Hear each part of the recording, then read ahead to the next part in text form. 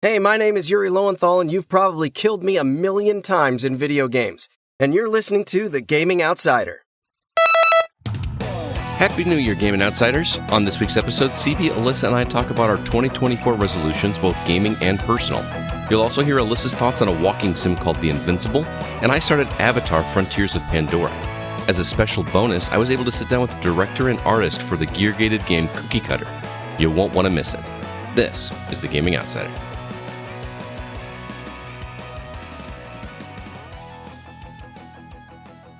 Hey guys, if you're in the market for a new gaming chair, I've got a fantastic deal for you. We've partnered with eWin Racing, who produces the most comfortable gaming chair I've ever sat in. They've got them in sizes for all gamers, and the quality is simply incredible. As a listener of The Go, you can get 25% off your order if you use the promo code TGO at checkout when you visit ewinracing.com. You don't have to just take my word for it, however, as multiple members of our community have picked up a chair for themselves, and they love it just as much as I do. You won't be disappointed. eWin Racing, the best gaming chairs out there. Greetings, programs, and welcome to The Gaming Outsider, a video game podcast with a focus on our incredible community, which can be found at thegamingoutsider.com. We've also got some communities over at facebook.com/groups/thegocast, and even a Discord server where you can find a link in the show notes to join that if you haven't already. It is Sunday, December 31st. I'm your host, Scott Clark, and joining me are my friends, Chris Behrensmeyer. You are Scott Clark? Question? I wrote the date wrong in the format, and I had to correct myself as I went. It was a little messed up. I'm just gonna start putting random question marks around here. Just yeah. I'll probably Ron Burgundy that. But, yes, you Chris, will. Clark. It's been a while. Also joining us, Miss Alyssa White. How are you doing, Alyssa? Well, I'm not dead, if you were wondering, guys, because I haven't been here it's been a month now. Has it really? Yeah, since I've recorded. Well, I mean, to be fair, we haven't recorded in 2 weeks. We took the week off last week, everybody. I appreciate your patience, but with Christmas being on a Monday, our normal recording date was usually, falls on Christmas Eve, and there was just no way I was going to ask everybody to do that, and so we kind of took the week off. We don't do that often, but I think we deserved a little bit of a break, so thank you so much. This is our last episode of the year. We can say goodbye to 2023, and we're going to do so with our 2023 resolutions episode. I'm excited about that. And next week is the big one. It's going to be our annual Game of the Year episode with Mr. Grant Henry. I am so looking forward to that episode. It's like my favorite one of the year. It's going to be great. It's always so much fun. Really is. I gotta get prepped and ready to go for that one, man. Yeah, me too. By the way, did you notice that Alyssa's hairstyle looks like Aerith? Yeah. That's not intentional, but I will take it. People listening are like, what are you talking about? Yeah. We're not a visual podcast, Chris. Way to go. I'm trying to be. Well, they can picture Aerith's hair. Theater of the mind, Scott. Or pull it up on your phone, and that's what my hair looks like. There you go. Well, let's get into it. We got a lot to discuss this week, but before we get into the thick of it, we got to talk about the games that we've been catching up on. And Alyssa, you've been gone the longest, so let's talk about what you've been playing besides new games.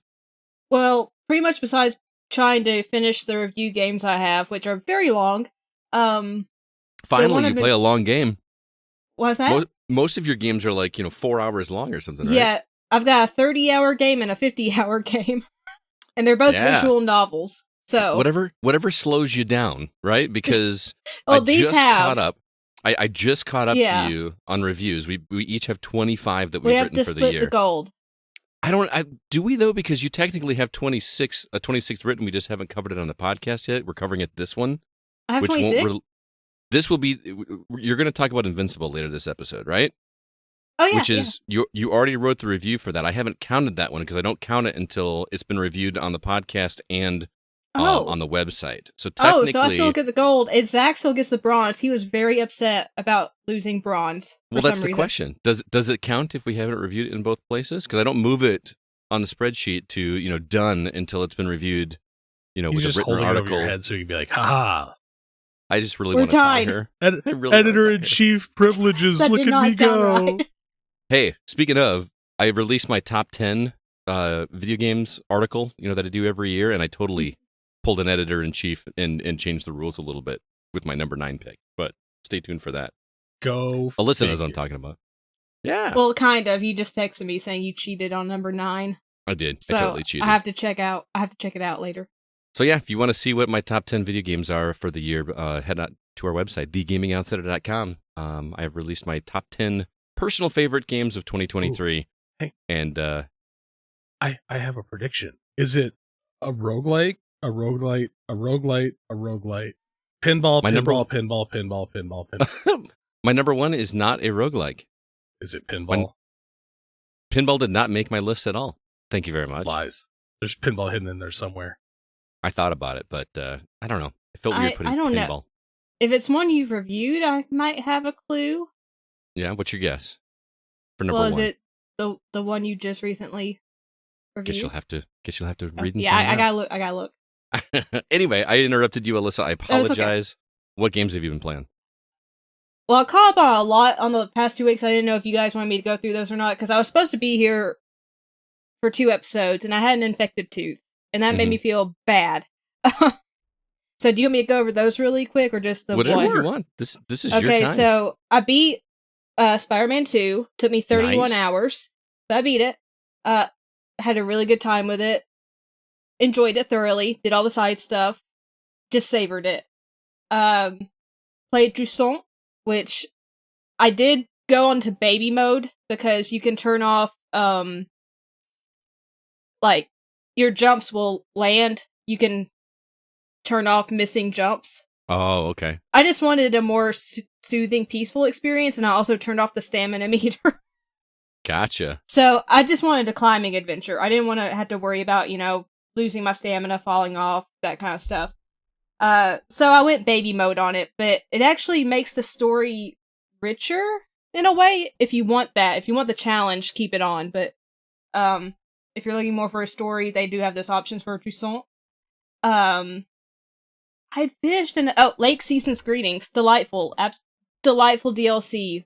If you have played Lake, you'll love Lake Season's Greetings. If you haven't played Lake, you have to play Lake to play the DLC. Oh, really? You can't just jump into Season's Greetings? Nope, you have to have played, well, I don't know, you have to own Lake, I know that. Oh, okay. I don't know if you can play Season's Greetings before that or not, but you have to own I think Lake. You have to have beaten Lake. Okay. Because some of the references delightful. and everything won't make sense. Ah, okay. But yeah, Christmas and New Year's in a DLC. Wonderful holiday DLC. Like, I still never played the original. it's so relaxing. I don't know if I can do relaxing. I feel like I have to be moving forward. I know it's a Murdering character flaw on my part. What'd you say? Murdering things. No, I don't have to murder things. Although, you do have to deliver certain packages to certain people, and you don't go to every mailbox. You go to certain ones, whatever it tells you, every day, Okay. And then you have interactions with the citizens. Okay. So it's delightful. Zach loved it. He loved it, and as much as you both love it, I feel like I need to give it a shot. But CB, you played it too. You played the first one. It. Yeah. He forgets that I exist sometimes. I didn't remember you played it. I remembered. Thank you, Alyssa. Okay. I'm sorry, Chris. Maybe if you're here more often, I would remember. Hey, man. Hey, now. Ooh, low blow. Anyway, go on, Alyssa. And then, the one I've been playing this past week has been Super Mario RPG, which is my first time playing it. I think I'm nearly finished. I think I'm on the last level. Where are you at? Is it Weapon Land or Weapon World? Can't remember the name. Yes, you're in the final stretch of the game. Okay, so I'm nearing the end. It? I like it a lot more now. Like when I first started, I wasn't too keen on it. Like the story has been delightful, the visuals are fantastic, but the traversal was messing me up, and I have to say I do not like the platforming in this game. I don't know if it's similar to other Mario games. No, this is the one that is like in that isometric. Yeah. 3D, whatever. And it keeps throwing me off. Like, I miss my jumps, and don't like them jumping in it. But as I've gone further in the story, I'm starting to really like it more. I'm getting more used to the combat. Well, since I'm almost finished with it. Like, I've gotten used to the combat. I've really will this be your first Mario game you ever beat? Technically, yes. All right. Because I did play New Super Mario Bros. U, but I did not finish it. Okay. I will finish this one. I love the characters. Mallow, Gino, but my main squad. Is it a spoiler to say who's in the team? It's in the marketing, so I think Okay. you're fine. Okay. My team is Mario, Peach, and Bowser. Like that's my go-to because Peach heals, Bowser's just powerful, and then you have to have Mario. Well, Peach is so broken in terms of a healer because she not only replenishes. Yeah. She heals everybody, replenishes their health, and fixes any statuses. Yeah. So like it's like really stupid to not have her in there unless you're looking for a challenge. But I will say, Alyssa, if she dies or gets turned into a toadstool or something, then you have to switch her out. Alyssa, if you like this at all, I would highly recommend trying the other Mario RPGs. None of the others have this 3D isometric view. Okay. Like if you play like Superstar Saga, which I believe is on the 3DS or DS, I can't remember which one, but I think you can play it on is it on Nintendo Switch Online? But those don't have any of that kind of platforming. If there's any platform, well, it's more like an over the top kind of thing, and it's never that difficult. It's never. Okay. I mean, I'm so used to it because I played it since I was 16 or whatever. But that and like Paper Mario is just adorable. Paper Mario 1, Paper Mario 2, and then any of the other ones are just all. They have that same delightful tone that Super Mario RPG does. That just transfers over to both brothers instead of just one, and it's really great. So. Seriously, I think Paper Mario is on Nintendo Switch Online, and it's even more accessible than Mario RPG. It's much simpler in terms of mechanics. There's not as many moving parts, and it's just an absolute delight to play. So you should try that one for sure. Oh yeah, well I am enjoying this one now, so I'm excited to see how it wraps up. Maybe we should do a Break the Seal. Oh, you haven't done that one yet? We haven't done that for Break the Seal. I would love to go back and replay. I can join. It's Kevin and. I'm sorry, I forgot the other person. Oh, David. We actually already recorded. We already recorded the Patreon. Oh, you're talking about Super Paper Mario. Yeah, Paper Mario. Oh, we should do a Break the Seal on Paper Mario. The OG, the Nintendo 64. I'm sorry, I forgot your name, David. Please forgive me. I'm so glad you're digging it though. That version is actually a lot easier than the original game. I was gonna say it is pretty simple. Yeah, I mean the original was a Square Enix game. Oh, and okay. it's like an actual JRPG. It's not like a, for lack of a better term, dumbed down RPG. It's a full on RPG. But it's a little bit more accessible than like your Final Fantasies and things like that. But for sure. Paper Mario goes even simpler but in really great ways. I would love to go back and revisit Paper Mario. So if you want to do that, please let me know. Okay. Yeah. CB, what about you? What have you been catching up on? Ooh, I have been diving deep into the Alan Wake 2. Yes. Really. Okay. Are you liking it? Dude, I love it. Really? I absolutely love it. That was part of what sparked that one conversation the other day, Scott. I think it was actually what conversation? Where I was like, why isn't there a TV show about like SCPs or the AWE stuff? Dude, I so absolutely love this game. Wouldn't it be great if Remedy just made like a TV show? I mean, they made little pieces of TV shows in the original Alan Wake with Bright Springs. If they just actually made like a real Night show, Springs and Bright Falls. Night Spring. I just combined them together into one. Dude, I am loving how this whole universe is like coming together. Yes. I haven't finished the game, but I'm pretty sure I'm getting close. I know I'm fairly significant into this game. Yeah. You also had the luxury of just playing Alan Wake 1 right before this. Yeah, so it's fresh in your memory. Yes. But it is weird to see the tie-ins from other games. And there is a Quantum Break tie-in, by the way. Is there? I don't remember seeing it. Yeah. Well, is it with the character? Specifically that same character. Yeah, I noticed that. He has a line of dialogue that says, I feel like I'm playing the same kind of person across multiple universes. Yeah, I know. I noticed that, yeah. And I'm like, even his name is a... it's kind of a play on the character from Quantum Break, and I'm like, be still my heart. You talking about the cop? Yeah. That like shows up in the random... Okay. I did not make that connection, so that's really Zach even cool. missed that connection. Wow. Was I not?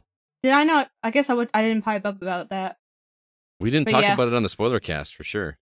So, dude, I am just enjoying walking around, looking at everything, because this game is also gorgeous. It really It is is. gorgeous. It's Yeah. so pretty to look at. Yeah. I gotta ask you though, without spoiling, what I did you didn't think of like that the one moment? section as much as you did. Oh, would you have liked it if I didn't talk it up so much? No, I was actually bored. Get out of town. Seriously? Dude, it is nowhere near the maze. No. I'm with you. The Yeah. ashtray maze is way, way better. But just in terms of never experiencing that kind of thing in a game before, it was brilliant. It's a cool concept, but for the energy level that's brought with the music, Yeah. what you're doing is boring. Right, but you're supposed to be focusing on what's going on around, and that's what I kept wanting to do. Is I kept being distracted from what Yeah, I I was kept actually stopping doing. and And staring. I just wanted to watch what was happening. It was Well- great. well, But hey, Chris, on the bright side, you've got another moment that I think you're going to appreciate a lot more than that one. That is absolutely amazing. You know what I'm talking about, Alyssa? Near the lake. Yes. Yeah, I think Chris will like that section way more than that Well, section. Near a lake. Well, I mean, the whole game takes place near a lake. Yeah, I know. Well, specifically because this is non-spoilery, I found a way to do Mhm. this. I've checked out a room. Congrats. If you catch what I'm talking about, The spiral. What are you talking about? no. I don't know. You I'm can't trying just to say. think. I There's so checked many out a rooms room. you can check out in this game. Yeah, but like- specifically, there's a section of the game called Room I don't remember. and a what you're talking Number. about. Oh, okay. Okay. So I did I that, think I know what you're talking which was disturbing. I love that. Here's what I will tell you. The moment I'm talking about involves. Probably near Caldera Lake. I don't remember the name of the lake. It's called Yeah, Caldera it is. Lake. It involves the old knights of or the what do they call them? Old the old gods- gods of, Old gods of Gazard? Asgard. After going to a nursing home, I kind of figured something was coming. Something is coming, Yeah. and it is glorious. Okay. It is absolutely glorious. I hope I'm not overselling it, but it's great. I'm glad you're dude, digging the game, though, man. I'm just loving the way everything ties together, and I love the plot board. Like the Yes. the Mhm. case board side of it is very cool. The Mhm. I plot love board that part. side of it is effing brilliant. Mm-hmm. I- I love that you can't make an error. Like, there's no. You can really just trial and error your way through it if you wanted to, but it feels amazing when Yeah. you get it right the first try. Yeah, but the plot boards, like, the case board side, you can make you can't make errors. Like it's like, oh no, that's not right. The Yeah, and plot then board you side feel- of it, you can stumble around for a bit. Mm-hmm. Oh yeah. So I'm Just like different ones. Yeah. I'm absolutely digging that. Like, just the world crafting in this is amazing. Mhm. And I really, really, really, really hope that Remedy continues to produce phenomenal content like this. I feel like with the success of this one, that will happen. Because if you remember, Control didn't do that well sales wise, right? Mhm. It started very underperformed. slow, but it was Yeah. constant. Right. But Alan Wake 2 happened, and it was a Game of the Year contender. Yeah. It's on a lot of people's number one spot in their lists. I feel like we're definitely going to get more from this company, if not an Alan Wake 3. I feel like we have to have an Alan Wake 3, if I remember that correctly. I really hope Control so. 2 will happen first. You think so? Yes. I would be all over that, man. I would be all over that. because with the heavy tie-in with the FBC, Uh-huh. I have a feeling a Control 2 or something in that thread is coming, Right. and I'm all for it. Sadly, are we going to be short a character in Alan Wake 3? I don't want to spoil our news segment, but Oh. Yeah. I didn't even think about that Also- till right now. Also, by the way, I love Ati. Yes. Right? At first, Yeah. I was off put because I'm like, he seems so different in this game. He does? Well, at first, but I'm not used to it. It had been a minute before I had seen him, Mm-hmm. and then I went back and watched some clips. But just those, dude, there was a section in the nursing home. He scared the crap out of me. Oh, I know what you're talking about. Right in Yeah. front of the spiral room. Yeah. Yeah. It that also one. just boom. Yeah, I'm like, got me. what are you doing here, man? Go away. I screamed. But just those weird Finnish sayings are hilarious. Yes, Chris, you need to go back and listen to our spoiler cast and see if you agree with our way that the game wraps up.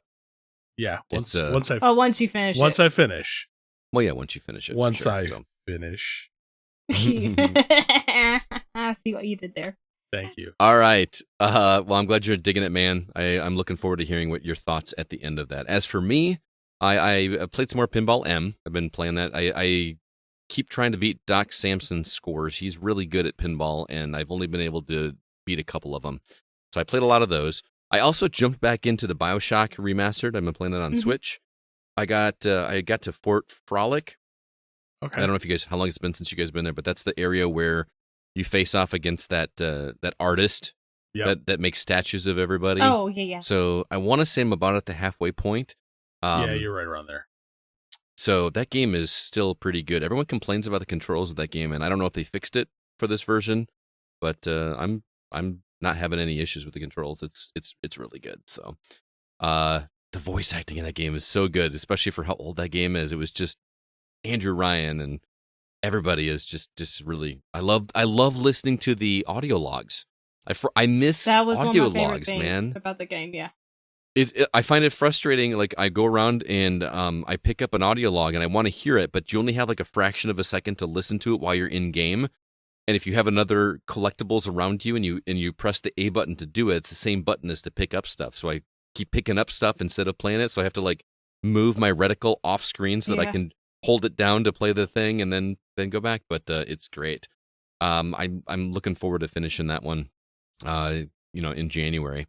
And then lastly, I finally finished Cookie Cutter, which I've been talking about for weeks now, which if you guys are not familiar with this game, please play this game. If you have ever liked a gear-gated game, or for the purposes of people that don't know what a gear-gated game is, a Metroidvania. Zach's cringing right now. I'm sorry. I posted my review of the game, and someone said, "Can you explain to me what a gear-gated game is?" So it's not catching on as well as we had hoped. So I'm saying Metroidvania because I want people to play it. Gear-gated adventure. Yeah. Do you notice I got rid of that habit? But this game is so great. One of the things I didn't mention about this in the past, and CB, I hope you check this out at some point, because the brutal violence and the finishers in this game are reminiscent of Battletoads. Yeah. But like amped to 11. Imagine Battletoads, but actually gory and violent. They're so much fun. And the cool thing is that each individual enemy has its own specific animation. So when you come across a new enemy, you can't wait to finish them off to see what animation that they put together, which is great. Absolutely loved it. It is a tough game. I usually prefer my Metroidvanias to have some kind of ranged attack like a Metroid. This one is all melee, and it took me a few hours to get used to the melee combat and figure out what they're going for.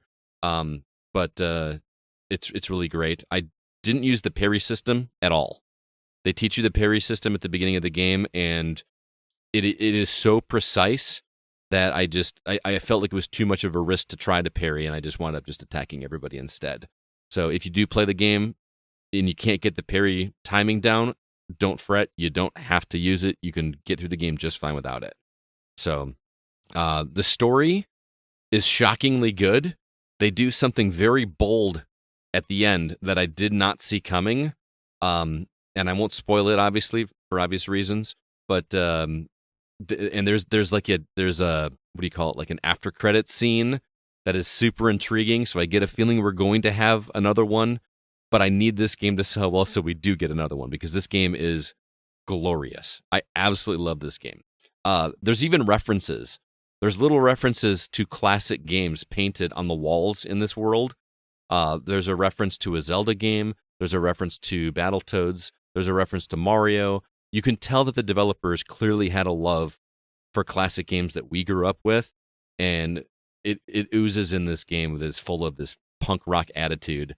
I'm in love with this game, and I hope, please play this game. If you have ever liked Super Metroid or any of those style of games, play Cookie Cutter. It is so good. And in fact, I've got a special treat for you guys. I had an opportunity to sit down with the director and artist of the game, he agreed to meet with me and let me talk to him about making the game. And I've got the interview for you. I'm going to play it for you right now. All right, I'm here with Stefano Guglielmana from Subcult Joint. Stefano, how are you doing, sir?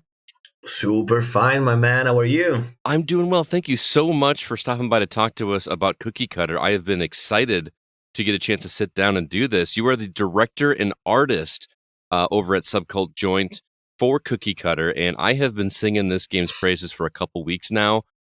Absolutely love your game, but I really wanted to get a chance to sit down and talk to you about what it takes to put this together, because I can tell from playing your game that you and your team have a lot in common with me in terms of the games that we love. Because I grew up playing Metroid. I grew up playing Super Metroid. And what you've put together here is awesome. So I have to assume that you guys are fans of those games that I grew up with as well. For sure, my man. Yeah, all of the, the roots of the genre. Actually, when we start doing this, it was a lot of fun. We blend all of our vision together. We try to make our vision make love to each other. And actually, we wanted to do something that is resemble the classic. Cookie Cutter, it's pretty simple in a way of, it's not try to innovate the Metroidvania formula, but it's just try to give its unique flavor to the Metroidvania formula. So yeah, Super Metroid, all of the beginning of the Metroidvania games, those we're old enough to appreciate and to identify those as the days of the cool thing, Sure, absolutely.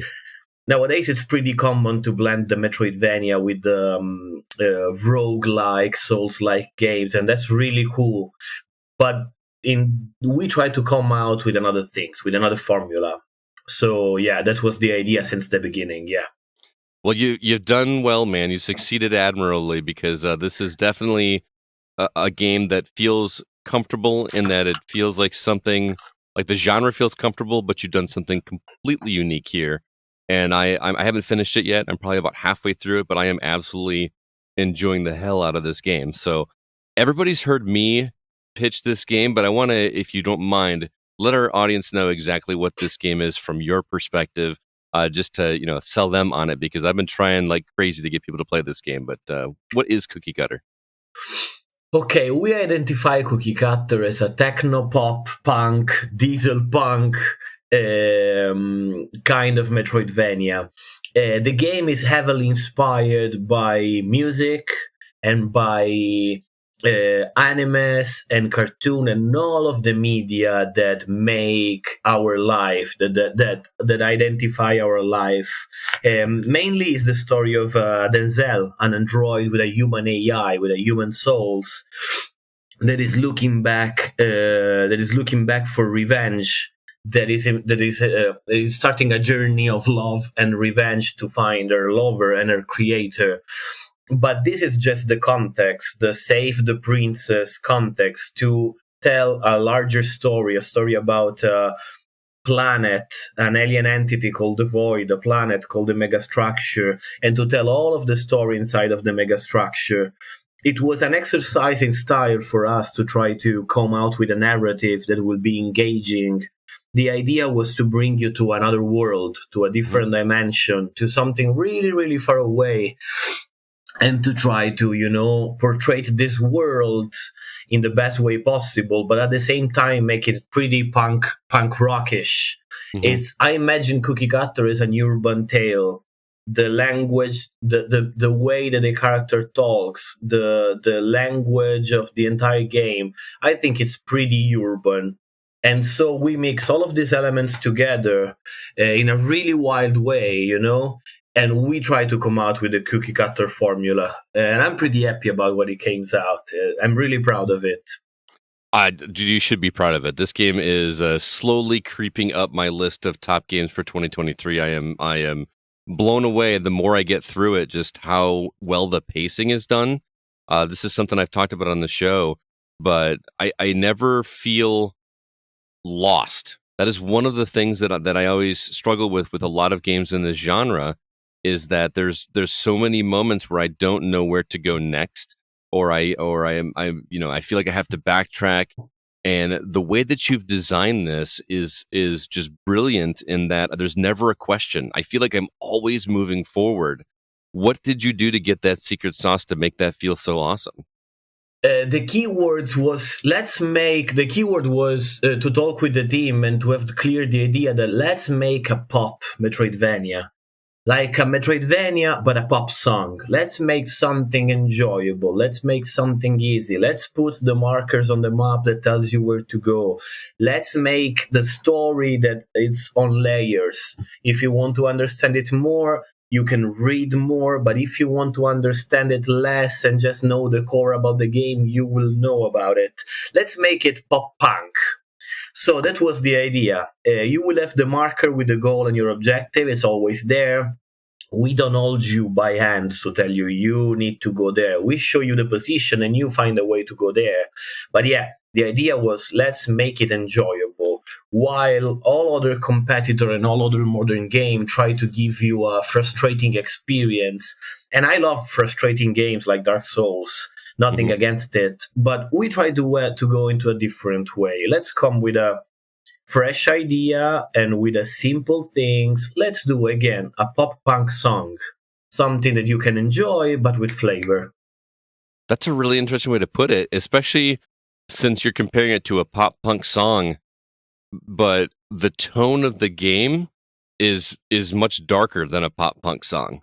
I mean, just even the cover art of like this, like it's a picture of Cherry, but she's half android, half redheaded woman, and just flipping middle fingers. You know what I mean? Yeah. And then the cookie cutter. I mean, it looks dark, and then you play the game, and that opening scene.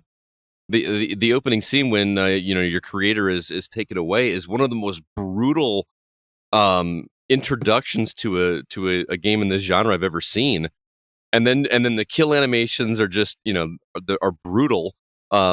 So pop punk is not the word I would have come up with, but in terms of the map and design, I see what you're saying. That's awesome.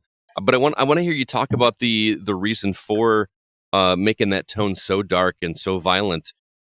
Because it's still very, I'm not going to say cel shaded, but it's still animated. On the surface, you could look at this game and say, "Oh, this is a cute little Metroidvania," and then you get that first glory kill, and it's like, "Whoa, this is not for kids." You know what I mean? Yeah.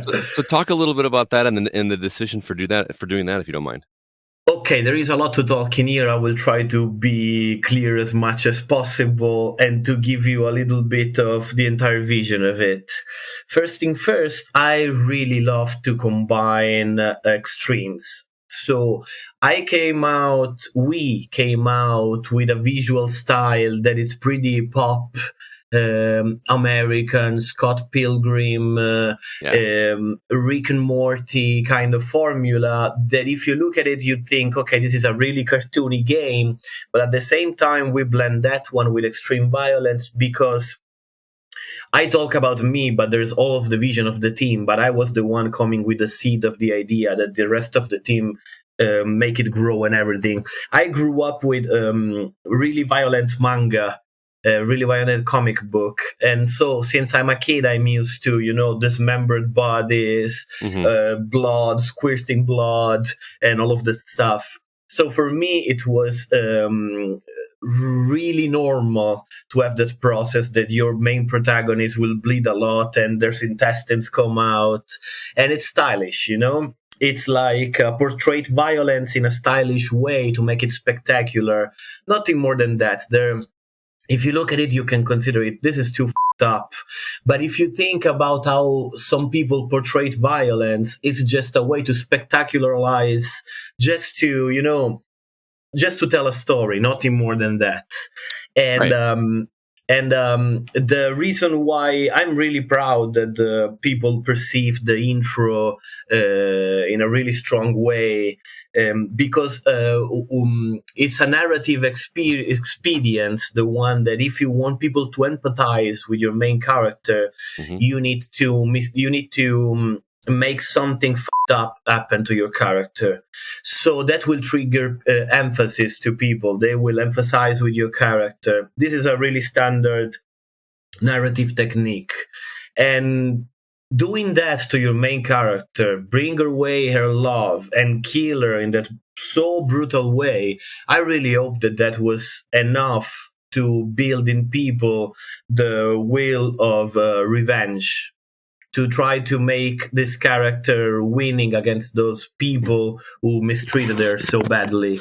This was the entire vision about the intro, and that was my vision about the violence. Again, it was just spectacularizing just for fun, for the fun of and enjoyment of the squirting blood and intestines. Yeah, and it's interesting because the characters that you're fighting, most of them are robots. So so it's not even like real gore almost. I mean, there are some organic characters and that kind of thing, but I feel like that was one of the more fun elements of this game that I've never experienced before, is that anytime I came across a new enemy, I got excited because I'm like, all right, I get to see a new animation. I get to see a new glory kill here. Because for those of you listening, the way you finish off enemies is just absolutely over the top anime blood and gore, and it's so much fun to watch. And you said you are the artist, so is that you, or do you have multiple artists doing that? Yeah, the animator, it was me and another guy, Damian Chancho. He's a guy from Argentina who works on Castlevania on Netflix animation. Oh. We were the two of us working on the game. I was mainly doing Cherry and the boss fights, and he was doing the enemies and the NPCs. And some of those animation, the finisher animation, the brutals as we call them, took from 18 to 40 hours just for doing that, because it's all hand drawn with shades, with highlights. Every sprite got tattoos, details. So it was really expensive animation wise. It was a challenge. We're trying to chase the big animation master like Disney or Studio Ghibli. But, they were the ending point and we were at the start of the trial. But the direction was that. Let's try to chase the master of animation, and let's try to be good animator in this and do our best. And we had a lot of fun, and we bleed a lot doing this. But yeah, I'm really proud about the results. And all of the animation, the finisher animation idea, it come from Battletoads. That is a game that I really loved. That every time you killed an enemy, you got a special move, and that blew me out. When I was a kid, it blew my brain out. Oh yeah, I never finished the original. It's impossible. I got a good ways in the one on Super Nintendo, Battle Maniacs. I had a little bit more luck there, but yeah, that game was brutally hard. Thankfully, this one is not quite as difficult. But learning that you were the designer of the art for Cherry herself, I want to talk a little bit about that, because that's something that stood out to me. Is Cherry is not your typical female protagonist. She's I don't know how to say this delicately. She's not super thin. She's not just like scantily clad and overly sexualized or anything like that. But you definitely do have something I've not seen before. When she falls, her skirt's coming up, and you're seeing her undergarments and stuff like that. I want to know the inspiration and reason for that, because I think it's such a bold direction to go with it, and I really like it. What was the reason for going that way? I am an ex-punk rocker, as nice. John Constantine of Hellblazer, and when I was a kid, I was playing punk rock all over Italy, and all around Italy, when I was doing gigs, there was this punk rocker girls, and they got this really particular hair called Chelsea cut, the same hair that Cherry got. And they were pissed off. I mean, they were beautiful and brutal. You cannot go there and fuck with her, because they will kick your ass. They were gorgeous and dangerous, and I loved them so much. So when I got the chance to draw a character, and I imagined to have my idea was to have like a warrior, a female character, like Wario. And so I came out with Cherry, and she's dressed like a punk rocker back at my times, back in the 2000. And yeah, the idea was not to make her hot, the idea was to make her kick-ass, pissed off, and a little bit like, yeah, whatever. That was the idea, Mhm. just for the sake of try to find a different formula for a main character.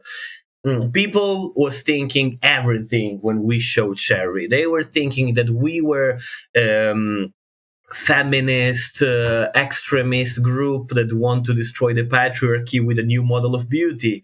They thought that we were like, I don't know, misogynist male who likes to make female bleeds. There's nothing of that. Mhm. There was just the joy of finding a formula that was fun for us and different enough to bring something new to the plate. So when Cherry came out and I came out with a stupid idol pose, I saw a lot of character, a lot of personality in this character. I said, I love her so much. And I started from there. Okay, this is our main protagonist. He's actually discarded Unity concept art. They want me to do this female character, and I drew 5 or 6 of them. And Cherry was discarded, and it was my favorite one. So I took it out, and I say, okay, I will do a game with her. Oh, that's awesome. That's kind of a cool story. What were you originally drawing her for? Like, were they making planning to make another game? Did they commission you to do something, or?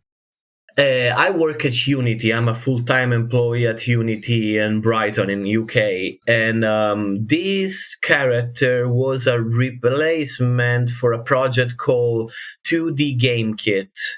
I drew the tutorial for 2D Game Kit. And when we tried to use another character for finding another formula, again, I came out with 6 characters. Cherry was one of them, and it was the less voted, but it was my favorite. So I said, okay, I will keep this for myself.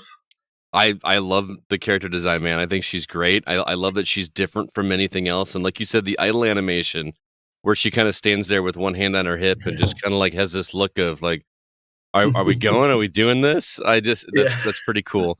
I came across a character last night when I was playing that said something to the effect of, well, you look like no offense, but you look like a truck driver. And I never like even made that connection because she's wearing like a red trucker hat. Because my mind immediately, I'm a big fan of pop punk and punk music like you are. So my mind immediately went to punk, not truck drivers. So that was kind of funny. So we had a lot of jokes about her in the game because it was fun. We're not trying to make her what she's not. Mm-hmm. She's like this, and people will behave and react to her in that way, and that's fun. Even if the game is pretty gorish, there's a lot of fun and stupid and silly moments, and we like that formula because you blend all of the things together. It comes out something unique.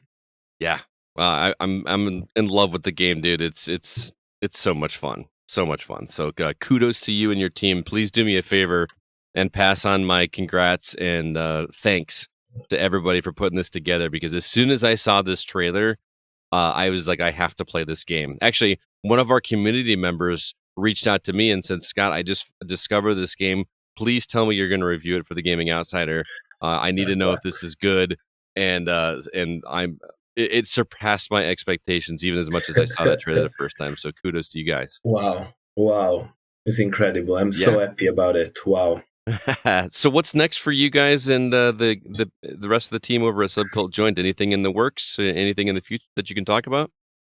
I would love to support Cookie Cutter for as long as possible. We will make it better. We will talk about this when you finish the game because there's something at the end.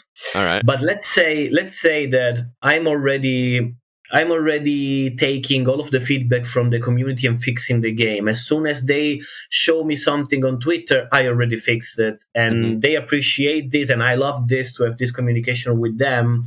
And right now, I'm making cool things, and we're putting cool things out there for the game. We're making short video before any boss fight you encounter, because right now it's too raw. You enter in the room and they pop out.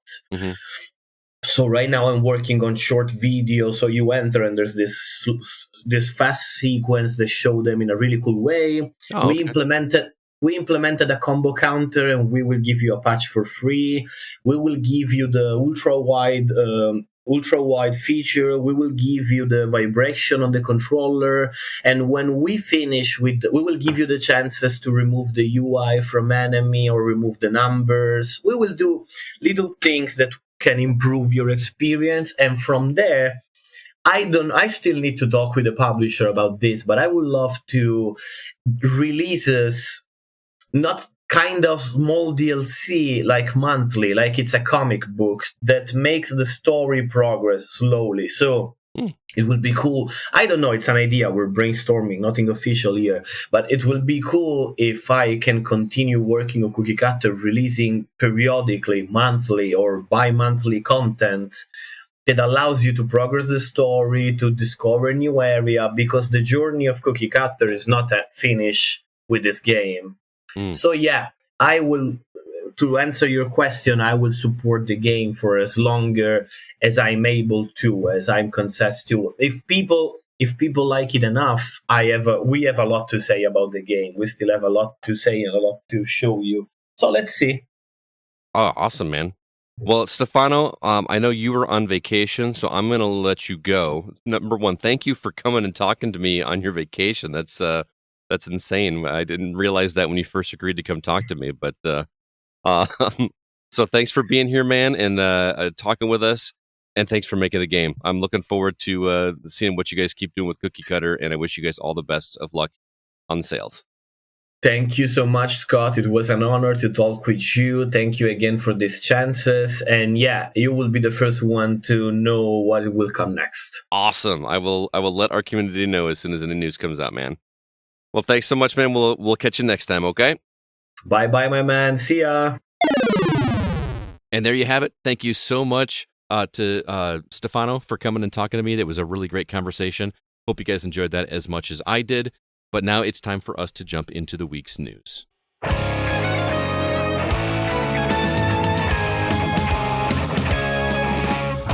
Okay, so we are officially in that holiday season where there's not a ton of things happening, but as luck would have it, we missed last week, so we're a little bit behind on the news. So we got a few things to talk about. So first off, sad news, James McCaffrey, known for the voice of Max Payne, has unfortunately passed away. Insomniac was recently the victim of a cyber attack. And lastly, Final Fantasy VII Advent Children is coming back to theaters. So 3 interesting stories there. CB, I'm going to let you take your first pick. What do you want to talk about? Oh, well, James McCaffrey. Yeah, I knew that was going to come up. What a dude. Well, here's the thing. Yeah. I knew about James McCaffrey before I played any of the Remedy games. Because I knew him from Rescue Me, where he played Jimmy Keefe. See, and I've never watched Rescue Me. I didn't know he was in that, but he's like a recurring character throughout the entire series. A weird character, too. Like, kind of fits haunts.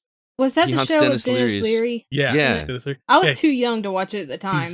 Dennis Leary's dead, I believe his brother-in-law? Yeah.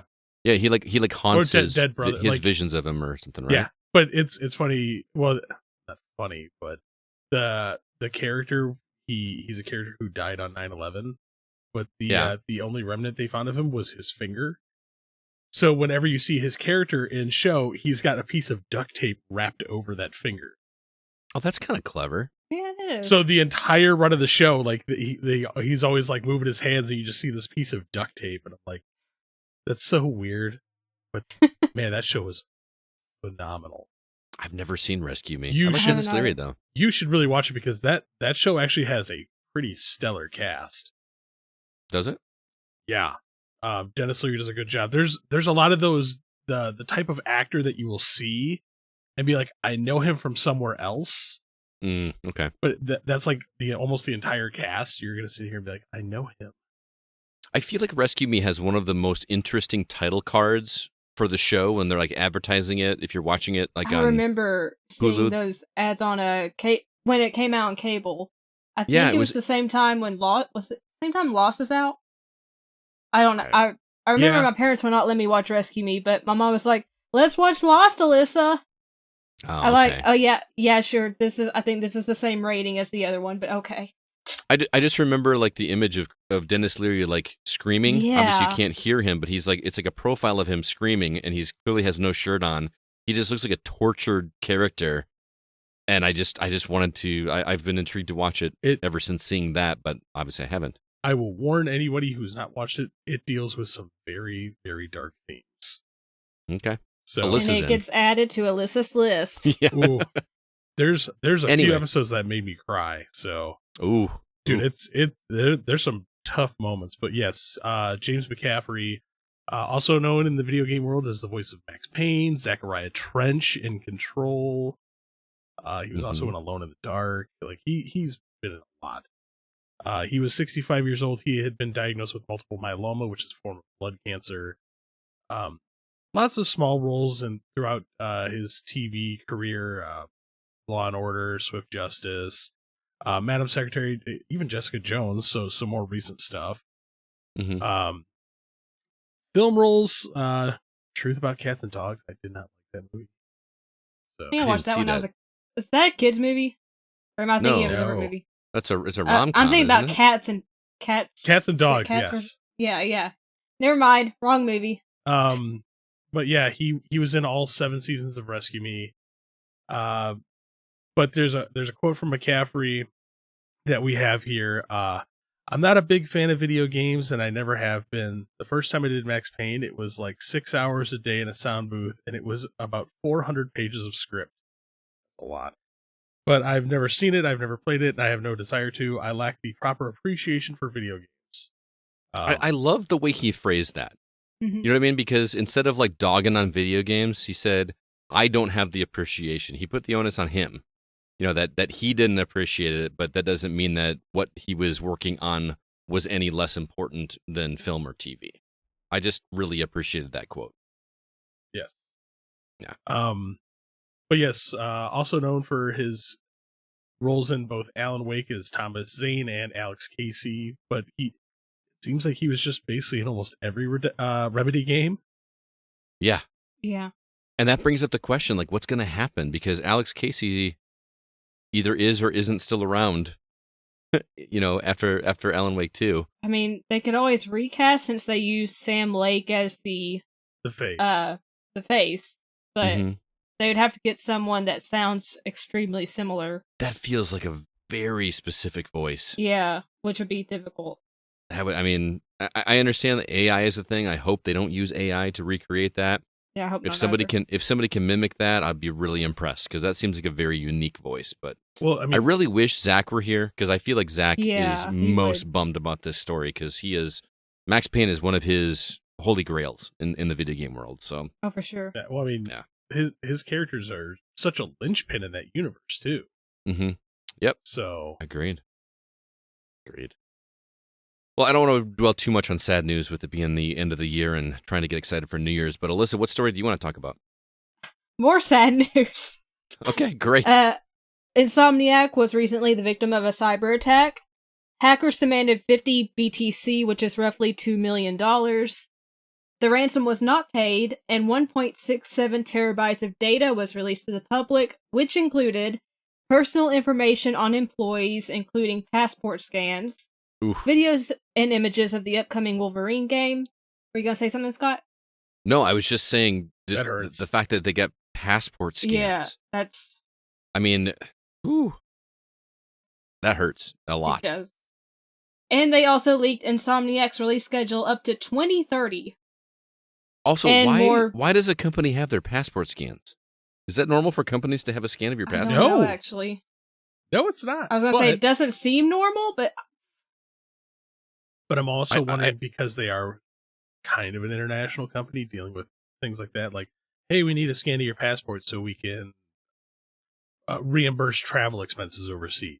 Well, you know, to play devil's advocate, sometimes, you know, when you get accepted into, like, say, E3, I had to get your guys' driver's licenses, right? Because I submitted your applications for you. So if a company is sending you to a convention or a press event or one of these expositions, if they're doing the application for you, they probably would have that on file. So I guess that's the only thing I can think of why they would have a passport. But still, it's I don't know. It's got to be on a secure server or have it and then be done with it. I feel like I got to go delete your guys' images of your driver's licenses now. Yeah. So, we got a statement from Insomniac about it. It's a little bit lengthy, but I thought it was worth reading. And it said, "Thank you for the outpouring of compassion and unwavering support. It's deeply appreciated.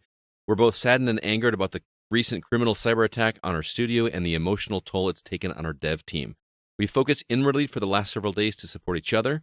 We are aware that the stolen data includes personal information belonging to our employees, former employees, and independent contractors. It also includes an early development details about Marvel's Wolverine for PlayStation 5. We continue working quickly to determine what data was impacted. This experience has been extremely distressing for us. We want everyone to enjoy the games we develop as intended and as our players deserve. However, like Logan, Insomniac is resilient. Marvel's Wolverine continues as planned.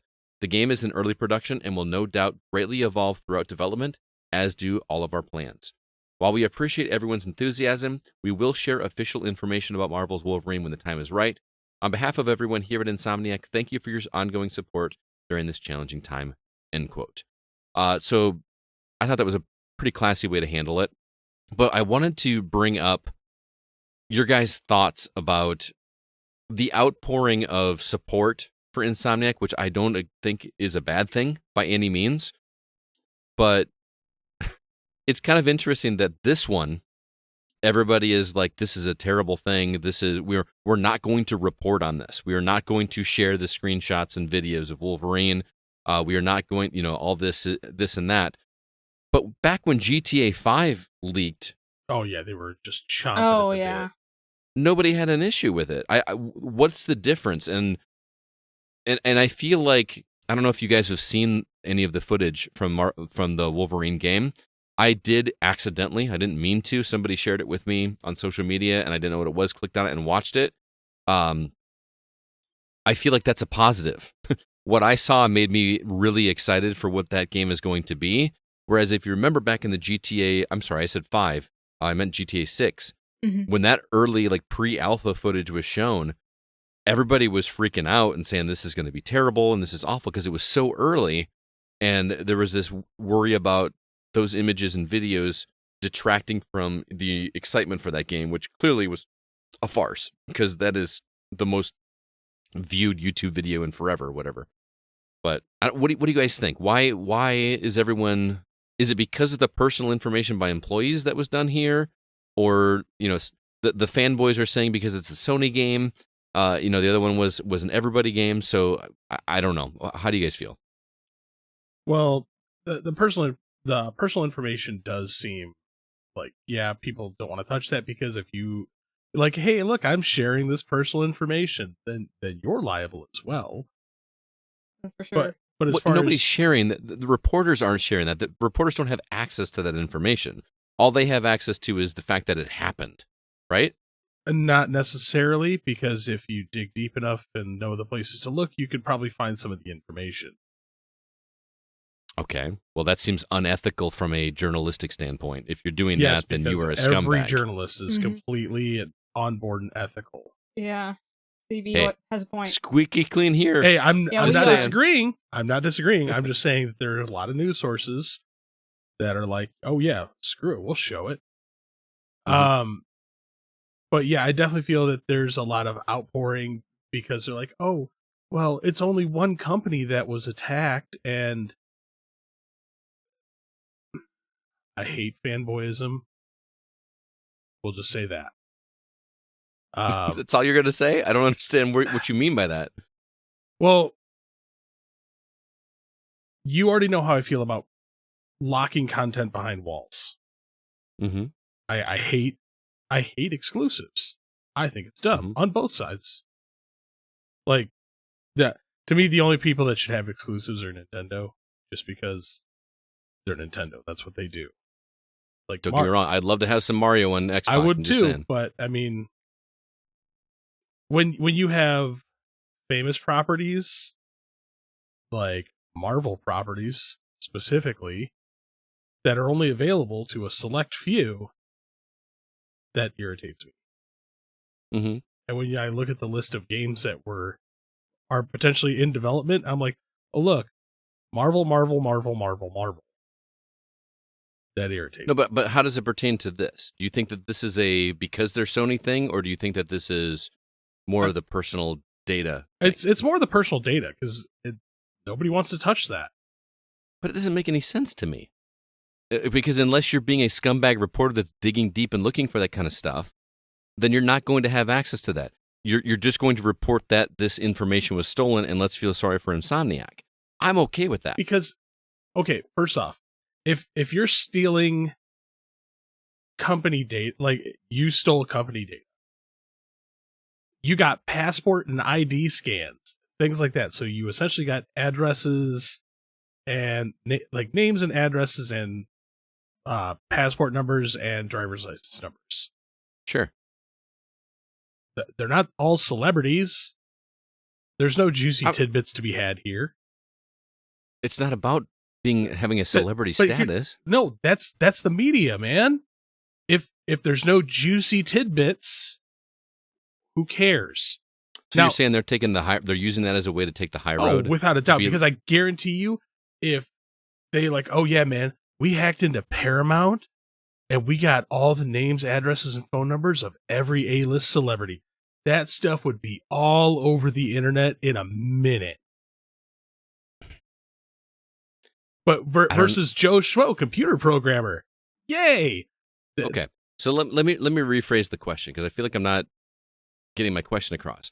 Because the issue here is that in terms of the video game world from a journalistic standpoint, we've got two games whose footage was released before it was supposed to be released. Grand Theft Auto 6 and Wolverine. Grand Theft Auto 6, everybody reported on it.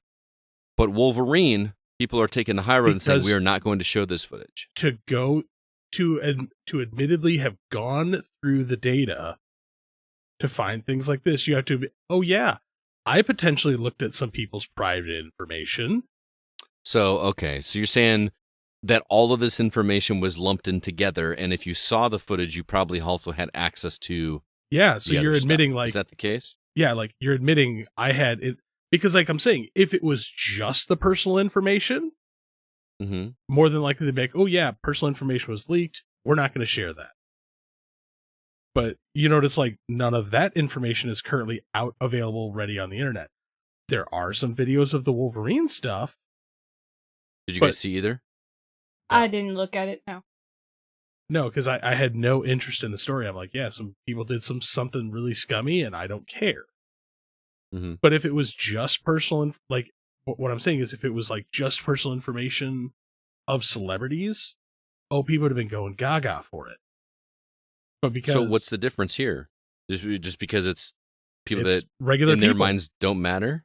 It's regular people. There's no juicy tidbits to be had from that. Okay. So, I'm telling you, man, do you watch reality television for the normal people or for like the Kardashians? Because that's what people do. I don't watch any of it because it's all I don't garbage. either because I hate reality television. That's it, but that's what people feed on. They feed on stuff they're like, ooh. Whereas this, I'm like, okay, we got a few minutes of the Wolverine game. We got a few minutes of something else. And so you think it's them taking the easy road to take the high ground because it's not interesting enough to put forth the effort. It's better to take the high road and look like you're a saint. Oh yeah, because if in this data there was like, oh well, this CEO got $3 million for this, and this, and here's his travel itinerary where he went, did some naughty things in Thailand or something like that, that would have been plastered everywhere. Mm-hmm. But because it's just personal information, like, oh, names, addresses, passport, and ID scans, they're like, okay, cool. Like, we can sit here and be like, look, we're the good guys. We didn't do anything bad. But why didn't they do that for GTA 6? Because there was no spin to put on it. They're like, ooh, look, some GTA footage got leaked. Look how bad the game is. Oh, okay. So it's easy. They're not going to turn down something where it can make somebody look like crap. Yeah. Whereas, but if it makes them look shiny golden, then they're going to do it. Yeah. Alyssa, what do you think? Well, okay. If we just separate the personal stuff, which obviously would be a huge liability and, crossing lines, GTA 6 is one of the most anticipated games, and it has been for years. And a lot of people, Grand Theft Auto is the only game they will play until the next release is out. They play the online. That's a good point. So for these sites, posting the GTA 6 leaked footage and all that, that's going to get them a lot more clicks. Now, I'm not saying Wolverine's not hotly anticipated, because it is, but that's not going to get as many clicks as GTA 6. Mm-hmm. And I think just from a, trying to get clicks and a monetary standpoint from these sites, it's a lot more profitable to show something like GTA 6 leaks than Wolverine leaks. I mean, clearly, everyone's going to buy GTA 6, even if the early footage looks like crap. Because if you saw that early footage of GTA 6, it looks scary. Now, those of us that understand a little bit, even a mild understanding of development, know that when a game is in early production, it looks like crap, right? Mm-hmm. We get that. But even that was not going to hurt GTA 6. If anything else, it was going to make people look to the future more. And I feel like that could almost be a marketing strategy for people in the future to be like, hey, here's our early footage. Wait till you see what we did with it. Mm-hmm. And honestly, if you look at the list of things that got leaked from the game side, they're like, look, some lists of games that are being developed are, and I'm like, okay, well, Marvel's Venom, cool. Like I didn't know that was coming, but beyond that, Spider-Man 3, completely anticipated that. A Ratchet and Clank game, completely anticipated that. What was the last one you just said? Ratchet and Clank. Oh, okay, cool. It's a franchise, like something like that. Yeah. Marvel's X-Men, cool. Like I'm surprised that game hasn't been made already. And then they're like a new IP, so it's not like the scripts or the storyboards or anything like that got released for these that we know of. So other than releasing some like, ooh, this is our schedule window, which we all know is like, okay, that could change by like 2-3 years. Well, I mean, the calendar doesn't matter. It's that these things are being worked on. But to your point, it doesn't matter that these are announced, because we kind of all could extrapolate that these things are going to be made at some point. Exactly. I didn't know an X-Men game was going to be made. I think that sounds rad. I just hope they don't go the Avengers route with that. The fact that there's a Venom game coming before the Wolverine game, to me, that was the biggest surprise out of all that. So I'm sitting here, I'm like, is it though? Did you play Spider-Man 2? Oh no, you didn't. Did you? No, I have played it. I just haven't finished the very end of it. Oh, you're a lot further than I am then. Yeah, I'm almost done with it.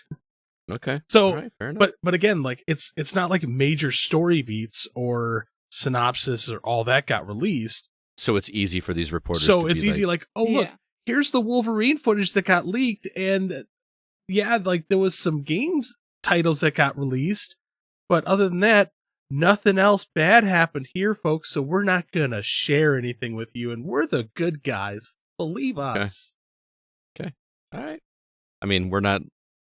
I don't know if I would consider us legitimate top tier journalists, but I wouldn't have a problem. But again, sharing this stuff. Yeah, like, ooh, some game titles got released, but all the big outlets are like, yeah, but we're not going to talk about it because personal information was breached. I'm like, personal information gets breached every day on a regular basis, but you guys talk about that. Yeah, they reported it when our personal information was breached. Do you remember that back when PlayStation got our credit card info and they gave us like 4 free games or whatever? Or when the ESA accidentally leaked some of that stuff? E3. Remember that? Yeah. Yeah.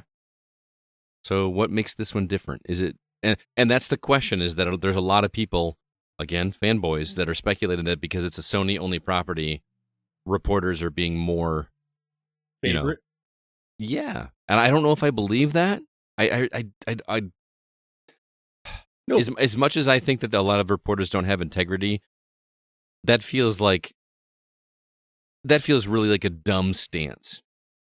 That again, really feels dumb. Okay, out of everything that got leaked, there was some Wolverine test footage, which looked awesome, by the way. I'm not disagreeing with that. I haven't seen it, but so there was some Wolverine test footage and a list of games and potential release windows, and then a bunch of personal information. They still wrote the article saying a breach happened.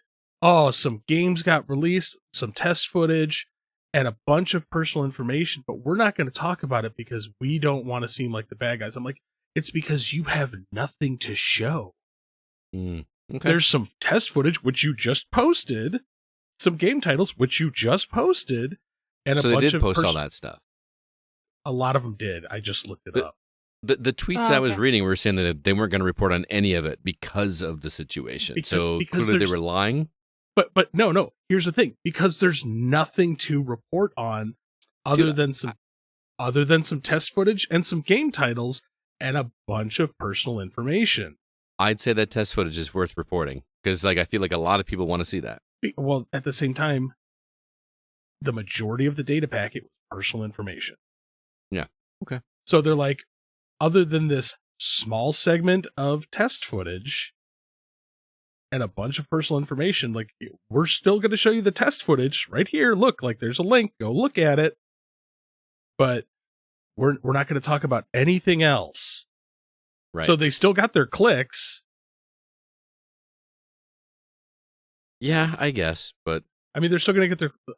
Oh, look, somebody did a bad thing, and people are going to be, ooh, what'd they do? Click. Oh, they're still getting their click. They don't care. I don't know. I feel it feels like faux journalistic integrity. Like it just feels fake to me. It feels, I don't know, but some of these leaks aren't fake anymore. But I'm also coming at it from an angle of a person that wants to be in journalism, that wants to be in games journalism, and I look at it as how I would handle it. And clearly, I would not disclose any personal information. But as a journalist, I would want people to see the things because it's like a scoop, right? Oh yeah, yeah. Oh, and I'd be like, unfortunately, some people's information got leaked. But look at all this glorious stuff. But to your point, you just said it's not glorious stuff. To me, the Wolverine footage is glorious stuff. If the I release was a window true is journalist, though, I would hype it up like, look at all this glorious stuff. Yeah. Mm-hmm. Yeah. I am not a true journalist, so I don't really care. It feels like these journalists are looking at it as, because of the really crappy stuff that happened, they're playing nice and not reporting on the stuff. Because that Wolverine footage, like I said, I saw it. It is not everywhere. You really kind of have to dig to find it. You know what I mean? You can't just accidentally stumble across it. I literally just found it in less than 20 seconds. I understand, but you were looking for it. But I'm saying it's not like all over my Twitter feed. It's not like on the front page of every news, source that I look at. That's my point. We are beating a dead horse. Let's move on. I want to say one last thing. If Insomniac lays off anybody, I'm gonna be furious. Because looking at this window of like all the work that they have to do to meet these timetables, like they must have a huge in-house group of people. Why would they lay off anybody? Just because everybody else is? Yeah. It's just like the cool thing to do right now? Well, yeah, it does seem to be the cool thing to do. They're like, ooh, budget pressure, lay everybody off. Okay. All right. Last story, you guys left me with Final Fantasy VII, Advent Children. It's coming back to theaters, which is really weird. I don't know if you guys have ever seen this movie. I have not. I have. No? Multiple times. I own it. This movie was originally released in 2005. It is a 100% CG film directed by Tetsuya Nomura, who also directed the remake, Final Fantasy VII, the remake, the game. He says that the remake trilogy will tie to Advent Children as well. I don't know what that means in terms of, do I have to, watch it? Does Alyssa have to watch it for Rebirth to make sense? But he says that it doesn't matter. He basically said in an interview that you don't have to watch it, but there's ties to it, so it could be just like fan service. Wait, remake trilogy is in Final Fantasy VII remake. What? Remake trilogy? Yes, there is a remake trilogy for Final Fantasy VII. There's 3 of them. Yeah. Final Fantasy VII remake, Final Fantasy VII Rebirth, and whatever the third one is called. I don't remember. I remember when they said it was only going to be 2 games.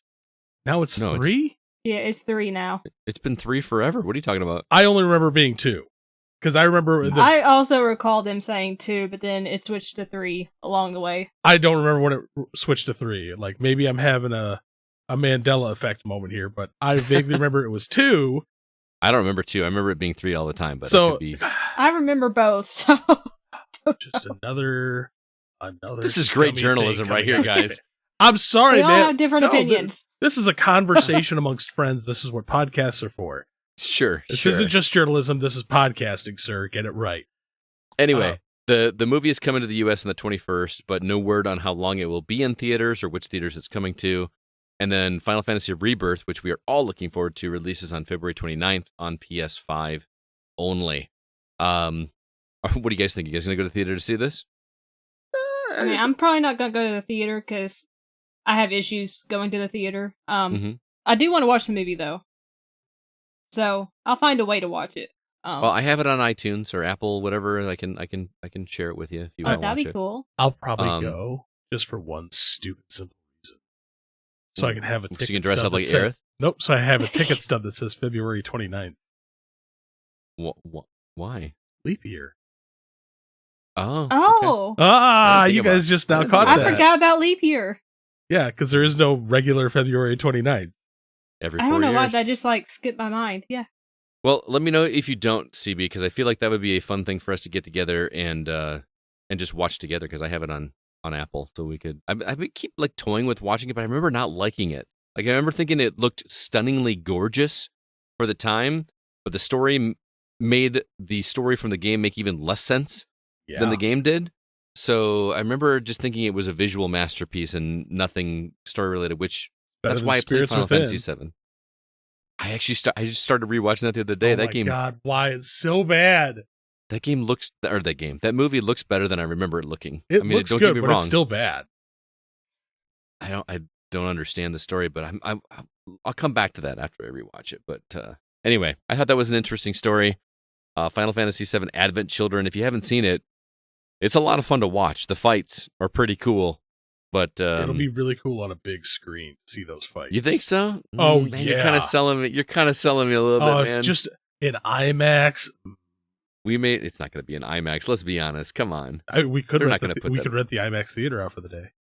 Oh yeah, so that we can get all 4 of our listeners in the area to come visit us. Dude, it's only $100 to rent out the theater. Shut up. You would totally do it. $25 a person.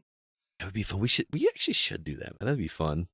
That'd be pretty cool. You know, Hey, it's a Gaming Outsider event. We'll rent out a theater just for Advent Children. Let's do it. Yeah, after you plan our Extra Life event, we'll do that. I got a lot of things on the plate right now, man. I'm working on it. All right, well, we're going to move on. I want to remind everybody that we are an independently funded podcast, which means we do pay for our podcast hosting services and website all on our own, which is why we have a Patreon page where fans can contribute monthly to help offset the costs of production, as well as give back to the community. If you'd like to help out, you can do so at patreon.com/thegocast, and it really does give us some added benefits to be able to keep the show outgoing for you guys. Patrons at the $3 month level get some bonus episodes, and people at the $5 tier get 2 bonus episodes. And all of those episodes are available on our website, thegamingoutsider.com, if you want to comb through them and see what you got available. CB, speaking of, what is currently available for everybody? Oh, what's currently available? Our Desert Island Games with Jay Henry, who is also a Patreon contributor, is here, as well as Break the Seal with Super Mario RPG, with Kevin Honigford and the man whose name seems to be forgotten, Dr. David I'm Newman. sorry. We got some things planned in the future as well. Apparently a Paper Mario episode with Alyssa. And CB, do you got anything cooking up in terms of Dude, I'm still retro? waiting for you to come over. It was Dude, I'm off all next week. He wants to torture you. I vaguely remember, and it was recorded on this show, that you said that you were going to come over sometime during the holiday break to play some games, and you never did. I still have a week of holiday break. What are you talking about? I don't. You got till Wednesday. Let's do it. You tell me. I work Tuesday. Congrats. What Monday is New Year's Day. Yeah, see? All right. Life happens, man. Well, hey, if you've got something that you think would be a great idea for us to talk about on a Patreon episode, please let us know. We would love to hear it. All right? All right. With that, let's go ahead and move on to the games that we've actually been playing.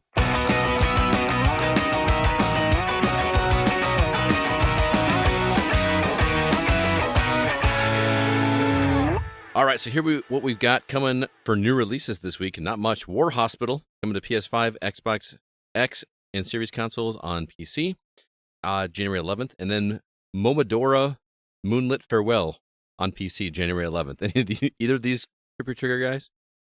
I'm just going to stick to my backlog at the moment. Me too. Alan What about Wake you, 2. CB? Yeah. Alan Wake. Fair Solid enough. choice. Yeah, neither of these do anything for me whatsoever. Nah. So it is what it is. Alyssa, talk to us about the Invincible, because I know you were supposed to talk about this a couple weeks ago, but I am really intrigued by this title. Yeah. Okay, so you both love Firewatch, right? Yes. I know Scott does. CBS. You like science fiction? She doesn't remember you does. either, Chris. Yeah, nobody does. Chris is the way bigger fan. Chris is the way bigger fan of Firewatch.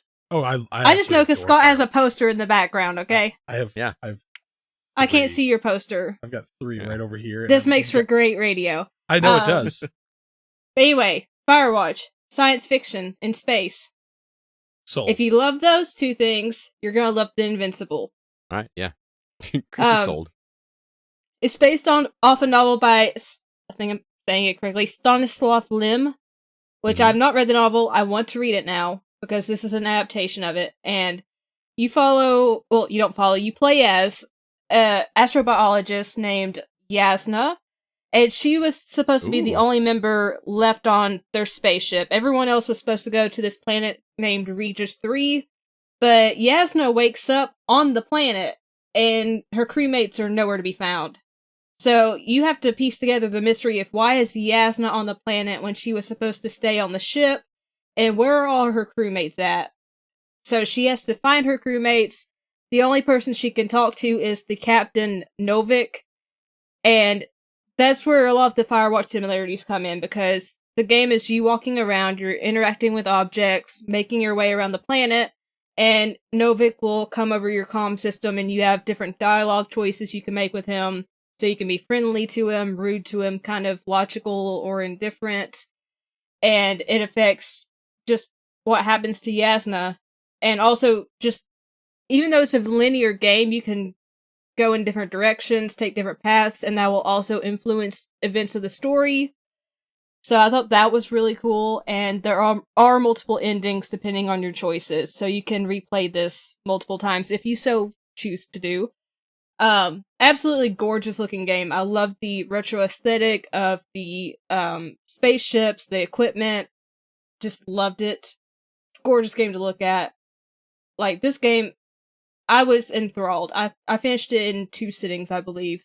Wow. And it's only about 6.5 hours long, so it's not going to take you long to finish. Get behind. So, I would say, if you like Firewatch and you like science fiction, or I don't know. I don't know if it compares to the book. I was going to say if you like the book, check it out, but I don't know how it compares. So I don't want to suggest it and it be like totally different from the book because I don't know. Is it just one book or is it a book series? I believe it's just one book. Okay. The only issue I had with it, which they did release a patch after my review came out, so this might be fixed. But you do get access to a vehicle in the game, but when you would drive the vehicle, for some reason, it made this horrendous noise. It was like radio static mixed with, you know how like, if you're like cutting a steak or something on a dinner plate and the knife like goes across the plate and screeches? Like a nails on a chalkboard kind of thing? Yeah, it's radio static mixed with that while you're driving. And I actually hopped out of the vehicle to look at the ground, and it was just like smooth sand, and I'm like, why is it making this noise all the time? And it's only in the vehicle. I don't know, but it was a little painful to listen to, but also I do have sensitive hearing, so might not be an issue for some people, and they might have fixed it by now because they did release a pretty substantial patch, which that was the only issue I ran into. Is this the game that's based on like 60s sci-fi? Like, yes, it is very much older, but we're dealing with, futuristic themes in the game, which I'm assuming the book also has. But yeah, it is based off older tech and just an older period of time. Gotcha. But the game's worth playing, huh? Oh, for sure. I loved it. So, yeah. Firewatch in space, basically. All right. Like I said, CB is sold. Oh, yeah, without a doubt. Yeah, I'm there. Pretty much. Well, thanks for checking that out, Alyssa. I do appreciate it. I want to talk about Avatar. I was going to ask you, tell me about space racism. Space racism? They don't have any in this game, but I will say no, I'm going to take it back. There is everyone's white besides one person. Oh, I meant Avatar. Oh, every time my thought you were talking to me about the movie, game. He calls it space racism. Never mind. I thought you were talking to me. Oh, it's all right. Yeah, and on why James Cameron decides to just keep invading more formats. Well, you know what's funny is I still haven't seen the second Avatar movie. Neither of I haven't either. Like No we've interest. all seen the original, right? Like Yeah. It was the most viewed movie. It's like the number one movie or whatever. I have not seen the second one, even though it's streaming now, and I need to remedy that. But I haven't been in love with the Avatar universe, but I kept hearing awesome things about this game, so I actually picked up a copy, for us to give away to our community, which I have not done the drawing yet, but it's coming.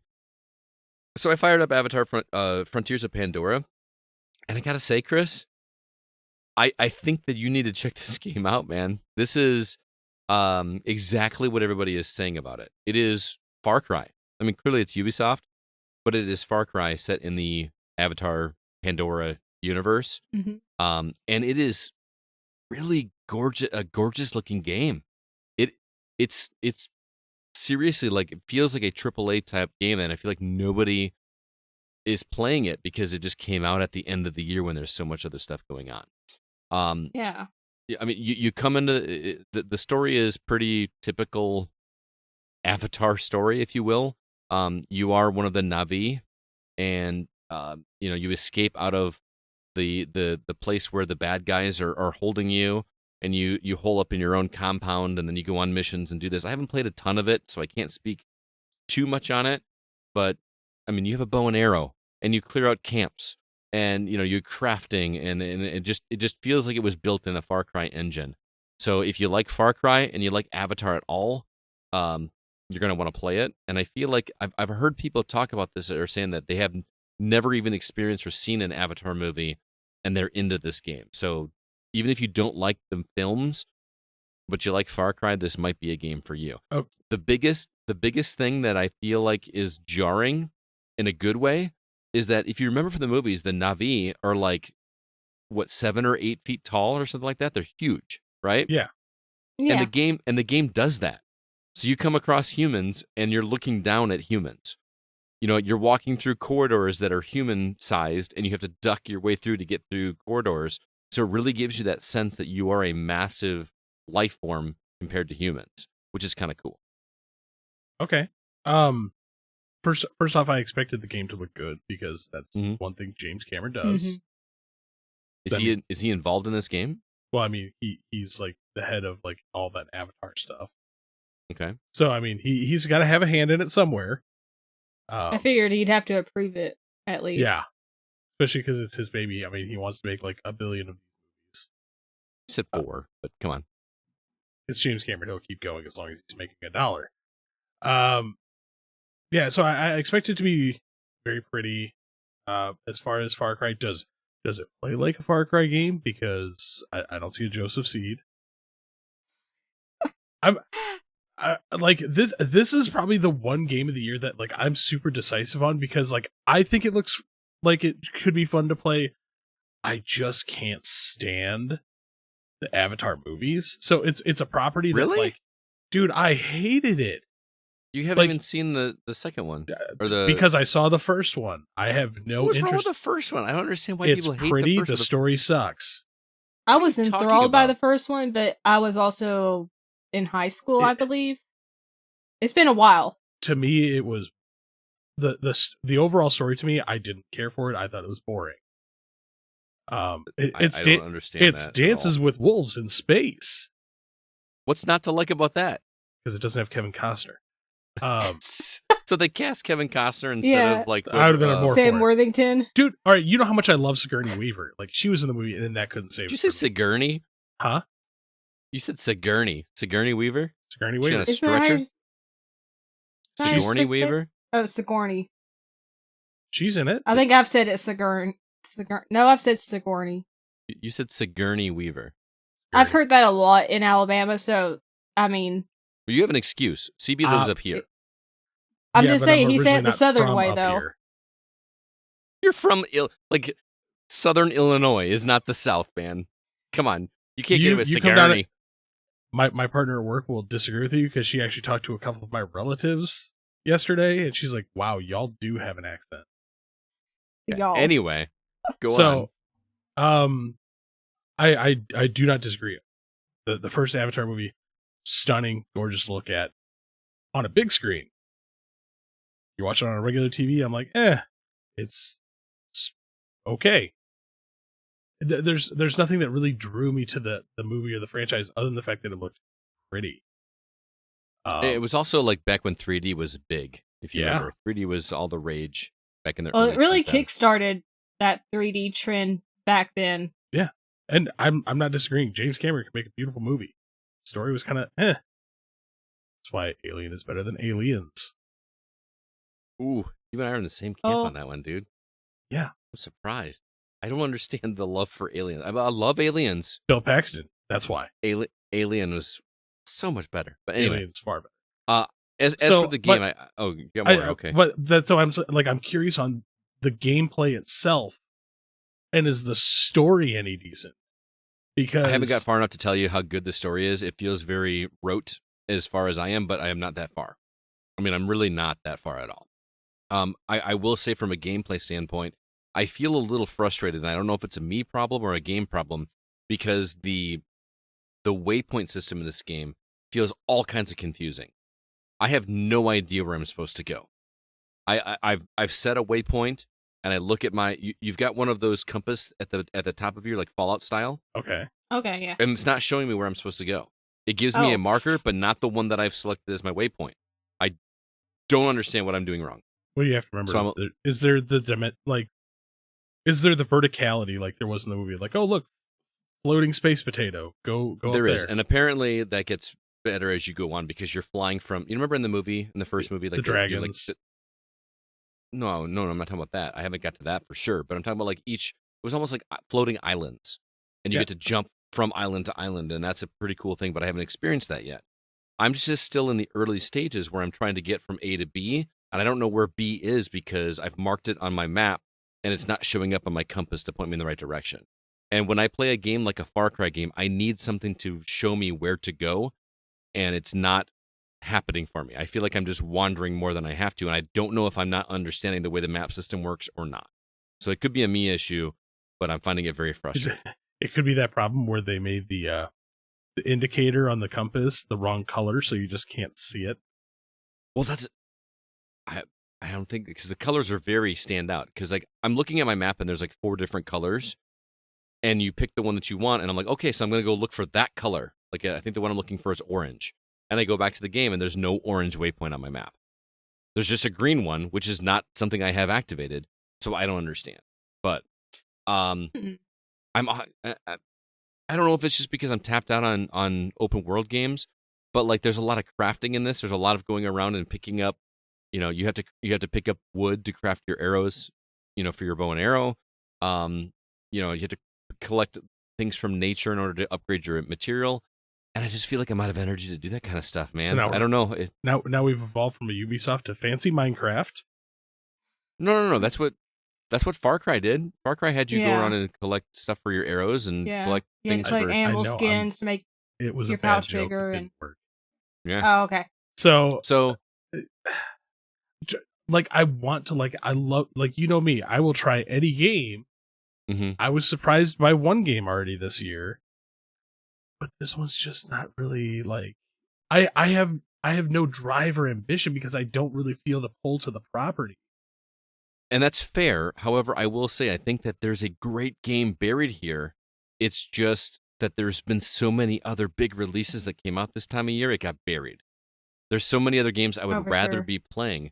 Now that I'm caught up on my reviews, I want to go play Spider-Man. I want to go finish Resident Evil 4. I want to play Assassin's Creed But- Mirage. But see, right Those there, games are way more enticing to me than Avatar, even though it's a gameplay loop that I really sincerely enjoy. But see, right there, like, that proves my point. There's so many great properties out there that you have a draw to because Mhm. you're invested in, like, I want to know. Whereas this, I'm kind of like, it's there. If I had to play it, cool. So what property would you have liked this game to be that would have drawn you in? Anything other than Avatar. See, I don't have the sheer hatred for Avatar that you and a lot of people do. It's not that it's pure hatred. It's just I was bored. So to me, it's just not like, cool, I can go play space cowboys and Indians and save the environment when have hair things happen. That was always overly sexual, wasn't it? Like See, dude, I'm telling you, Yeah. like it's weird. Or not overly, but overtly, I think is the word I was. Oh no, it was like, overly like, hey, like I mean, this is how we do things, but I yeah, also do it with the horse and yeah. the tree and the earth. I will say, I think I would be more intrigued by the gameplay, and this sounds terrible to say. I would be more excited to play the game if I were a human being an avatar instead of playing an actual Na'vi. Like that science fiction aspect of it makes me a little bit more intrigued. But this one, you were playing an actual native Na'vi, and it's cool. But I just, that was the part that drew me into the original movie, was the fact that these characters were becoming one of these indigenous creatures. You know what I mean? That it was like an animus kind of thing almost. Like, you were becoming an avatar. That's why it was called Avatar. And that's not happening, at least in the story so far. Who knows what's going to happen later on? But... You're a Na'vi that becomes a human. Oh, dude. It's a good idea, but again, it's still not enough to draw me in. Now, if you were to throw this in any other sci-fi universe, I probably would have been like, okay, I'll check it out. Because like I said, it looks like a fun game. Mm-hmm. I just don't care enough about the property to invest my time in it. Yeah. I mean, like I said, there's just other games I'd rather be playing right now. So congrats to whoever wins this copy of this game. Yeah, sorry we're not exactly selling you on it, but it could be totally yours. sold you on it. No, I went into this really excited because everyone is saying it's Far Cry with Avatar. You get to jump a lot higher and you get to just do these really cool things. I haven't got to that point yet. I'm so early into it, so I feel like I'm not reviewing it properly. But I also want to get it to whoever won the game. So I'm gonna have to give it up. I'm not gonna beat the game. I'm not gonna beat the game before I give it to a winner, because I'm not gonna make anybody wait that long. And like I said, I want to play Spider-Man. I want to play Assassin's Creed. I want, mostly because Zach dared me to finish Spider-Man 2 before the end of the year, or I don't before. think you're making it. Well, not the end of the year for sure, but like during my Christmas break. He was pretty much like, yeah, it's not going to happen. Scott's not going to finish Spider-Man 2. Now I'm kind of on a mission. Yeah, I don't just to restart that, and we got a week, man.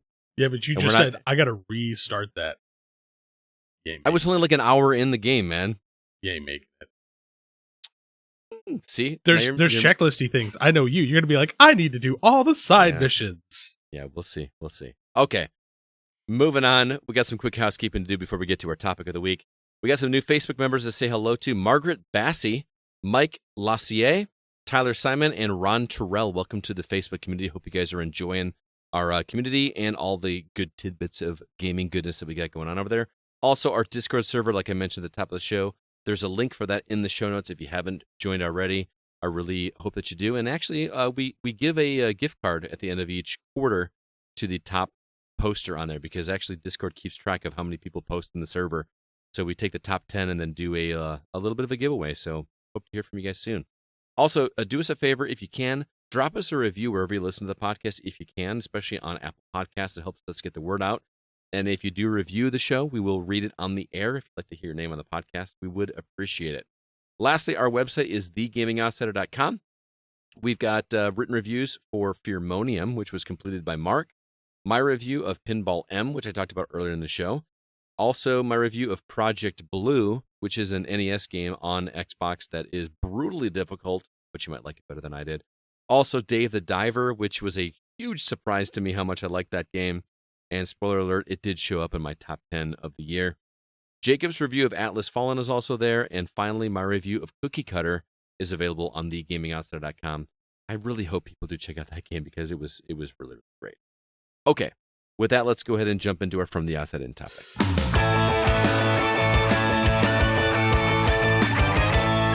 For this week's From the Outside In topic, we're sharing our New Year's resolutions, both gaming-related and personal ones. We'll also take a look back at last year's resolutions to see how we did with what we aim to do in 2023. So let's start with last year. How did everyone do with their resolutions from last year? Here's what everybody said that they would do. I'm going to start with Alyssa. Are you ready, Alyssa? Okay, I'm ready. Now, Alyssa, yours were a little bit less quantifiable. Like it's really, you can't put a number to it, but I'm going to see how you did. Your first one was form a backbone and not feel guilty when I say no. How'd you do with that one? I'd say I did half. I did Half. gain more of a backbone. Start saying no to a lot more things. But I do still feel guilty saying no, especially when people start to do the, I don't want to say guilt trip, but they start trying to get like, they're like, oh, come on, do it. Just start I'm like, pulling oh, I feel raspberries so out. guilty. What's that? Just be like, come on. So, Just like long, drawn out raspberries, just like while they're talking in the middle of it, don't stop. Give them full eye contact and make that. See, I guarantee it'll make you laugh on the inside. You'll feel better, less guilt. Yeah.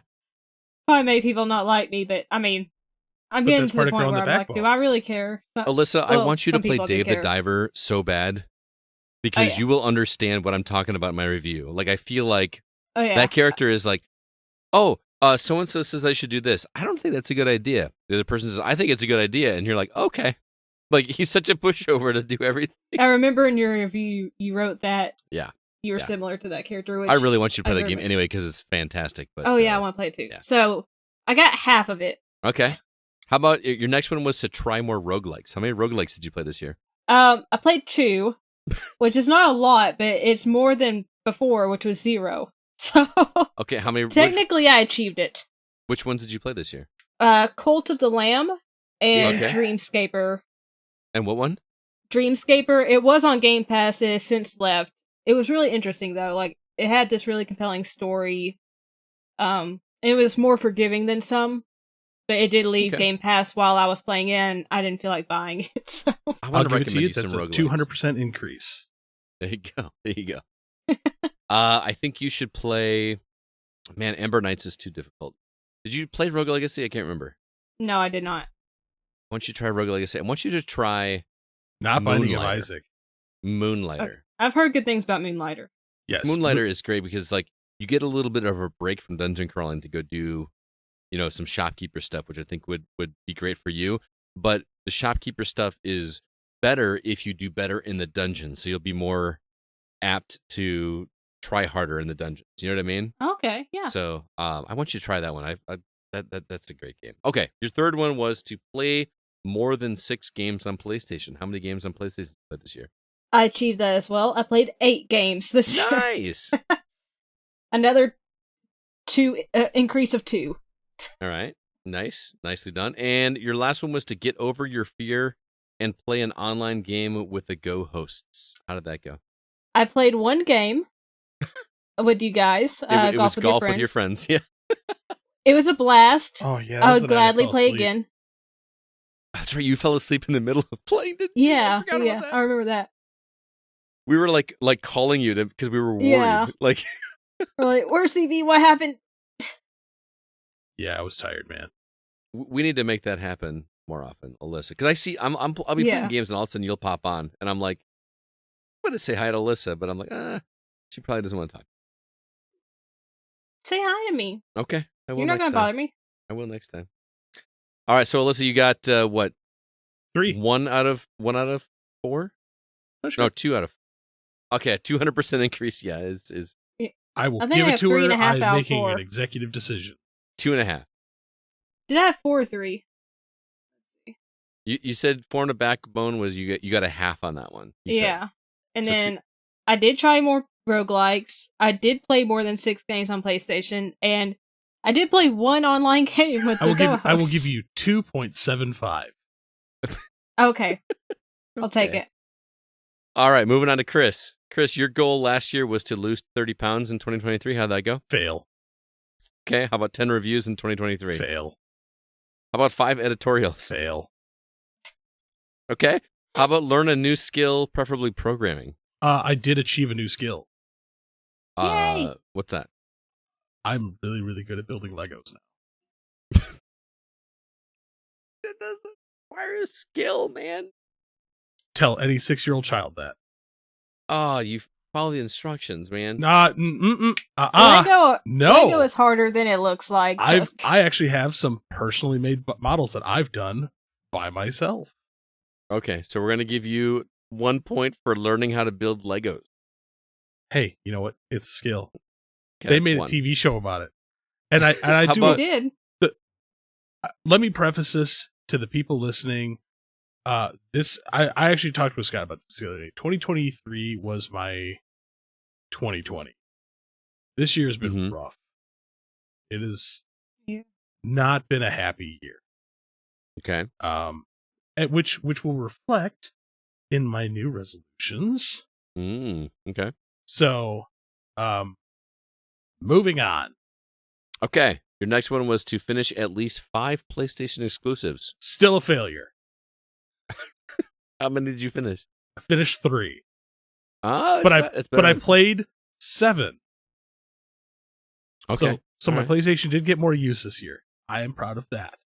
All right. You also said you were going to get 60,000 achievement points in 2020. Utter failure. 3. Yeah. 60,000 was a bit lofty because I've been doubling it every year that we've been doing this.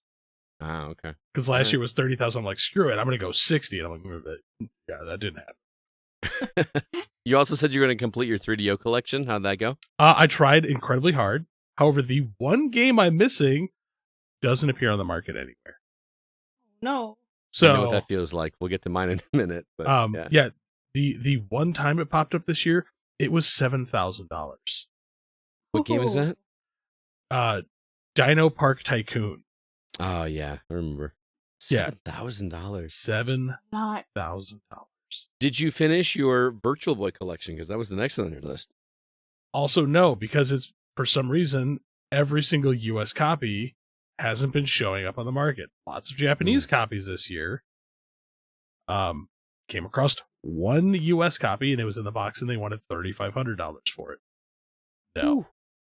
Yeah. So I'm intrigued by this last one. You said you wanted to add 600 games to your collection this year. How many games did you add to your collection this year? I added 362. Okay. Hey, that's So- not shabby though. Not for lack of trying. It's just I probably need to focus on some collections where I'm not chasing grails. I mean, I did achieve a couple grails this year. What'd you So, my Magic Knight Ray Earth Mm-hmm. for Saturn. So I now have number 1 and number 2 and number 3 for the Saturn. So I'm proud of that. There's a couple other like not as big ones, but like still heavy hitters that I picked up for Super Nintendo, like knocked off a few of the plus $100 games. Mm-hmm. I actually almost bought the Club Penguin Wii game today, I which don't even know what you're talking about.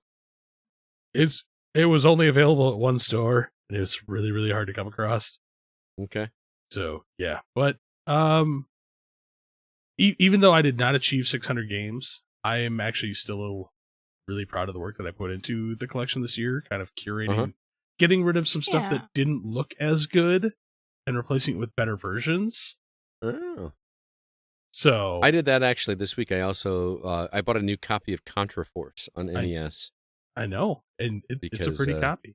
If you remember, the one that I had like didn't work. It was a busted Oh, copy. it worked. The text didn't. The text doesn't work. Yeah, but I feel like I need it, and I saw a good price on it, so I jumped on it. So Yeah. Shout out to Kyle Desjardins, who sold me a copy for a decent price. All right, so how many did you get, man? How many of your? Well, you had like 9 resolutions here. Yeah, dude, I was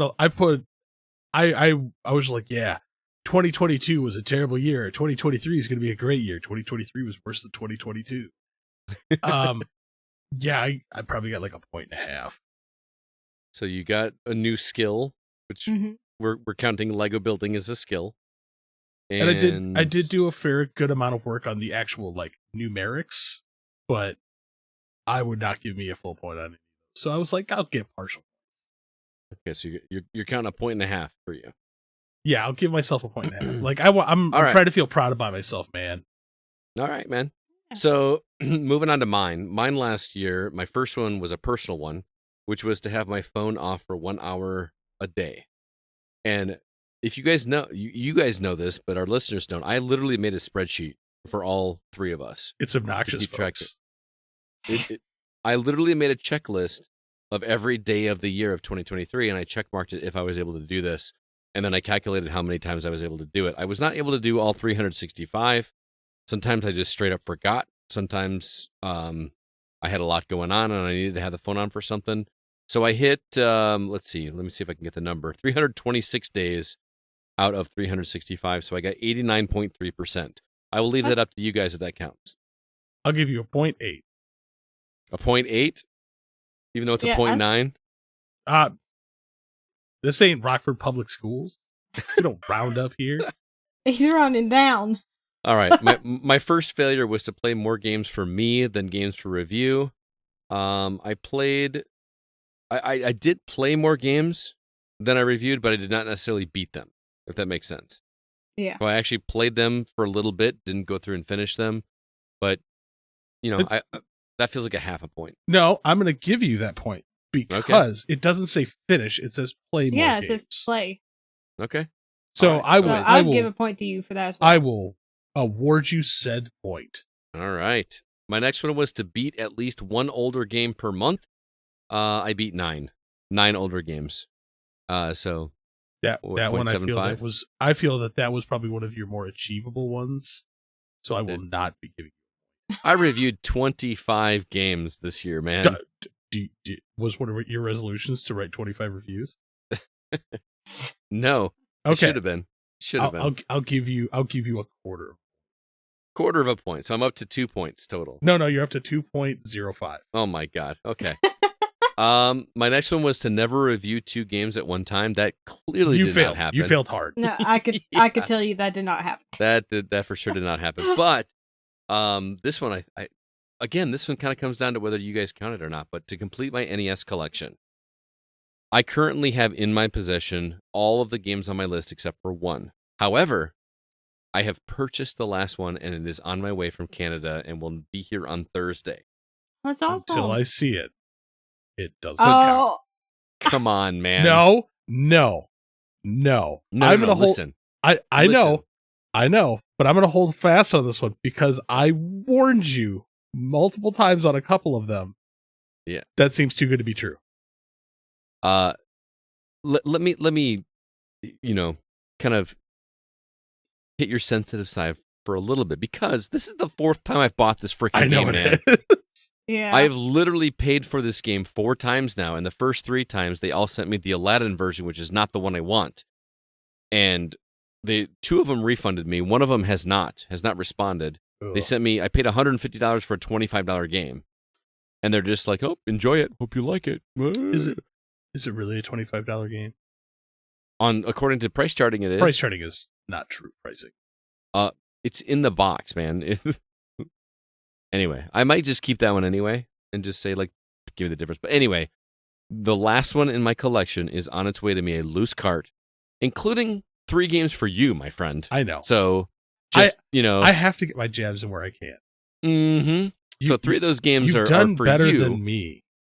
I will tell. In terms of finishing, you've collected way more games than I have. For the reviews, for our resolutions, you are ahead of me, sir. That wasn't a resolution. That was a resolution. A review? Oh, for you it was. For me it wasn't. Yeah. I'm saying your resolution score count is higher than my resolution score count currently. Okay. Yeah, I got one more. I will give you a half a point. Half a point. Okay. You have purchased game, but it is not in your possession, and today is the last day. So unless it arrives before midnight, it's not going to be here till Thursday. There's no way it's coming from Canada. But I bought it a week ago. There's just no way I could get it here quicker. Anyway, the money is out of my account. I think that should count for me completing the collection. I'm just saying. If I'm going to laugh when that box finally arrives, and it's just going to be a box of rocks. No, this is actually like a respected collector from one of our Facebook communities. Yeah. But all right, I have one more.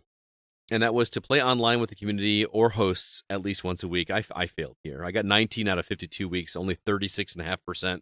Yeah, of the I weeks can't that give you even a half on that. So Yeah, Alyssa, you win. Oh, I win? I was thinking Scott won. Scott's just looking at There's me like no. a disapproving Do you mother. guys have any idea how difficult it was for me to turn my phone off every day for an Well, hour? I can imagine. I did. You did? Yeah. No, you did not. You were such It wasn't- a liar. Dude, it's actually really easy for me. It's not easy for me. I know it isn't. That's You know, why I some of us challenged you interact to, with our community. That's why I challenged you to in the first place. Oh, Because remember, I was Anyway. the one who threw down that gauntlet the first time. I'm like, you need to turn off your phone every day for a while. And you were like, I can't do that. Yes, you can. It's not that hard. I did it for 90% of the time. I know. I gave you part of a point for it. I give you Okay. 0.8. But we gave 80%. Alyssa a point for saying form a backbone and not feel guilty when she says no. We gave her a half a point for that, which is not quantifiable. Yeah, but she's prettier than you. She's easier. Yeah, that's true. That's true. Pretty privilege. All right. You were really close. You were really Let's close, go on. Scott. Let's go on. Talk about that's last year's resolution. You guys have no idea how hard I worked to get this freaking resolution. We're gonna look on at 2024. What goals are you setting for yourself for the new year? They can be video game related or not. And we're gonna start again with Alyssa. What do you think? Well, first off, I want to watch at least, I didn't put it on the list, but at least 250 films. Because that's how many I watched this year. Like, is that new films to you or just 250 films in general? Just in general, but most of them are new. Like this year, most of them were new to me, even if they were from like the 30s or 40s. Okay. So I typically watch films I haven't seen before. I will occasionally rewatch a movie, but at So least ones that are like 40 minutes 250. long? Nah. I'm getting I've watched a few shorts, but most of them are at least an hour and a half. Okay. So I want to watch at least 250 movies next year. Mm-hmm. Read at least 10 novels, because I read a ton of manga, and I did read more novels this year than I did last year, but I really want to read 10 novels, because I used to, as a kid, read 4 novels a week, and I'm ashamed of myself now. So, 10 novels with words, no pictures. No audiobooks? I just can't listen to audiobooks because I don't absorb the information. Oh, see, I'm just the opposite. I have a hard time absorbing when I'm actually reading it. Yeah, I have to read the page. All right. Try to find more joy in life, because the last 3 years have been pretty miserable for me mentally, and I just haven't been that happy. So I'm gonna try to find more joy in like smaller things and try to improve my outlook on life. All right. Yeah, it's just for my mental health. That one, at least. So that one's a little less quantifiable than the first two are. Mm-hmm. Next is I want to play more than 8 games on PlayStation this coming year, because my PlayStation needs some more love. Well, I mean, it's not that difficult, because that's the only place that has exclusives, right? I should request more review copies on PlayStation as well. Mm-hmm.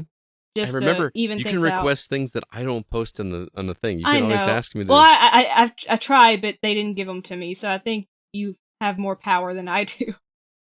No, but you can ask me to ask, is what I'm saying. Yeah, that's true. I should. Yeah. I want to play both a Mario and Zelda game this coming year, but do not have to complete if they're not for me, because I don't want to torture myself. Are you talking like a platformer? Are you for Mario? Are you talking... platforming Mario game, and then I want to play Ocarina of Time for Zelda.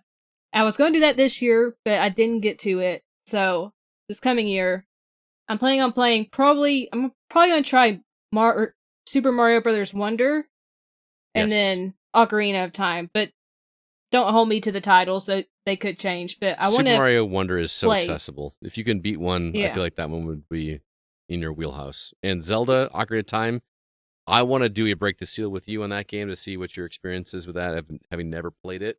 Yeah. That is not a super dexterous game. You know what I mean? It's more about the puzzle solving, and I think you'd be great at that, and I would love to talk to somebody that's never played it before. Well, I definitely want to play both of those titles, but just a Mario and Zelda game this coming year, platforming Mario game. Okay. Those are my goals. And then last one is because I have to overachieve, write more reviews for the site, which means I have to write more than 25. Oh my goodness. Give some of us a sporting chance, would you? Yeah, she just threw down the gauntlet. I might not achieve that one. I was just on a roll this year. Yeah, you were. I thought I was doing well, and then But I'm also addicted to writing reviews. Like, I'm feeling itchy now because it's taking me so long to finish these 2 review games, and I don't have one that I can write a review for. Mhm. I want to write a review so bad, but I can't. Gotcha. All right, that is quite a list, Alyssa. But moving on to CB. CB, what do you got for us in 2024? So I kind of want to focus a little more this year on me because it's my favorite thing. So a couple of my new resolutions aren't going to be so much more quantifiable. Instead of just focusing on a number and losing weight, I want to just get in better shape. Oh, how are we gonna gauge that next year? Well, You no. can tell by if your blood 'Cause, pressure like- changes, say, or cholesterol So, lowers. surprisingly, or... my blood pressure is actually great. But if there is a noticeable change, I will feel good about it. Yeah. Okay. Because the problem is, I feel like when you just stare at a number, it's hard. Because you're like, oh well, I'm not doing good. Mm-hmm. So, I also kind of want to work more on my mental state of being. You and I have had conversations about this recently, Scott. Like, it's just this year my head's been in not in the best shape. Oh, same here. And Well, you can reach out to me too, by the way, CB. Oh, I know. But when I get constant messages from Scott, hey, you okay, man? That's how I sorry. can. Does that bother you? No. I appreciate. I really appreciate it, Scott. Like, I appreciate a lot it. of people don't send me messages like that, so when you do, it actually does make me feel better. And that's how I can kind of quantify that, is if I have less messages from Scott asking questions like that, I know so that's how okay. I get to win next year, is I just send you messages all year being like, hey man, No, you then I okay? just block. You okay? You okay? Well, then it's If you get then it's blocked, you actually know gonna he's make, doing okay. Then it'll make my mental state of being worse, because then I'm going to be angry. Like, why didn't Scott message me? Well, no. He's gonna get mad that I'm actually doing it. But if I get like 200 messages, I'm just gonna be like, ooh, here comes the white hand of Sauron. I'll powder that thing up for you. And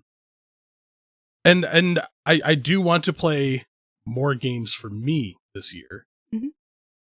But I want to be able to do something with it. So I'm going to play some more games for me this year, but actually write some reviews on some older games. Okay. So things that I want to see people like, hey, like if you're interested in getting into the style of game, this might be the game for you. And here's why I think this. Okay. I love that kind of article. Like, if you like this, then try that. Yeah, so I love that kind of stuff. Because that way I'm not sitting here just like trying to just plow through games and not enjoy them so much. Mm-hmm. Mm-hmm. That is becoming increasingly hard for me to do. Can I be honest? No, and I agree. And I think that was my biggest problem this year, is like every time something that like I was truly passionate about, I felt like I was focusing more on like, I need to blitz this game so I can do something with it. Mm-hmm. So and you know me, I've always loved retro games more. Mm-hmm. So I feel that that's something a little more to my passion and strong suit. Mm-hmm. Which leads into my next one. I am throwing down the gauntlet on myself, and I've mentioned this on a previous episode. I am starting a JRPG challenge for the PlayStation 1. Every single month, I'm going to be playing and completing an original PlayStation 1 JRPG. Ooh, can I join in on Final Fantasy 9? Because I've never played that one. I don't have that on my list.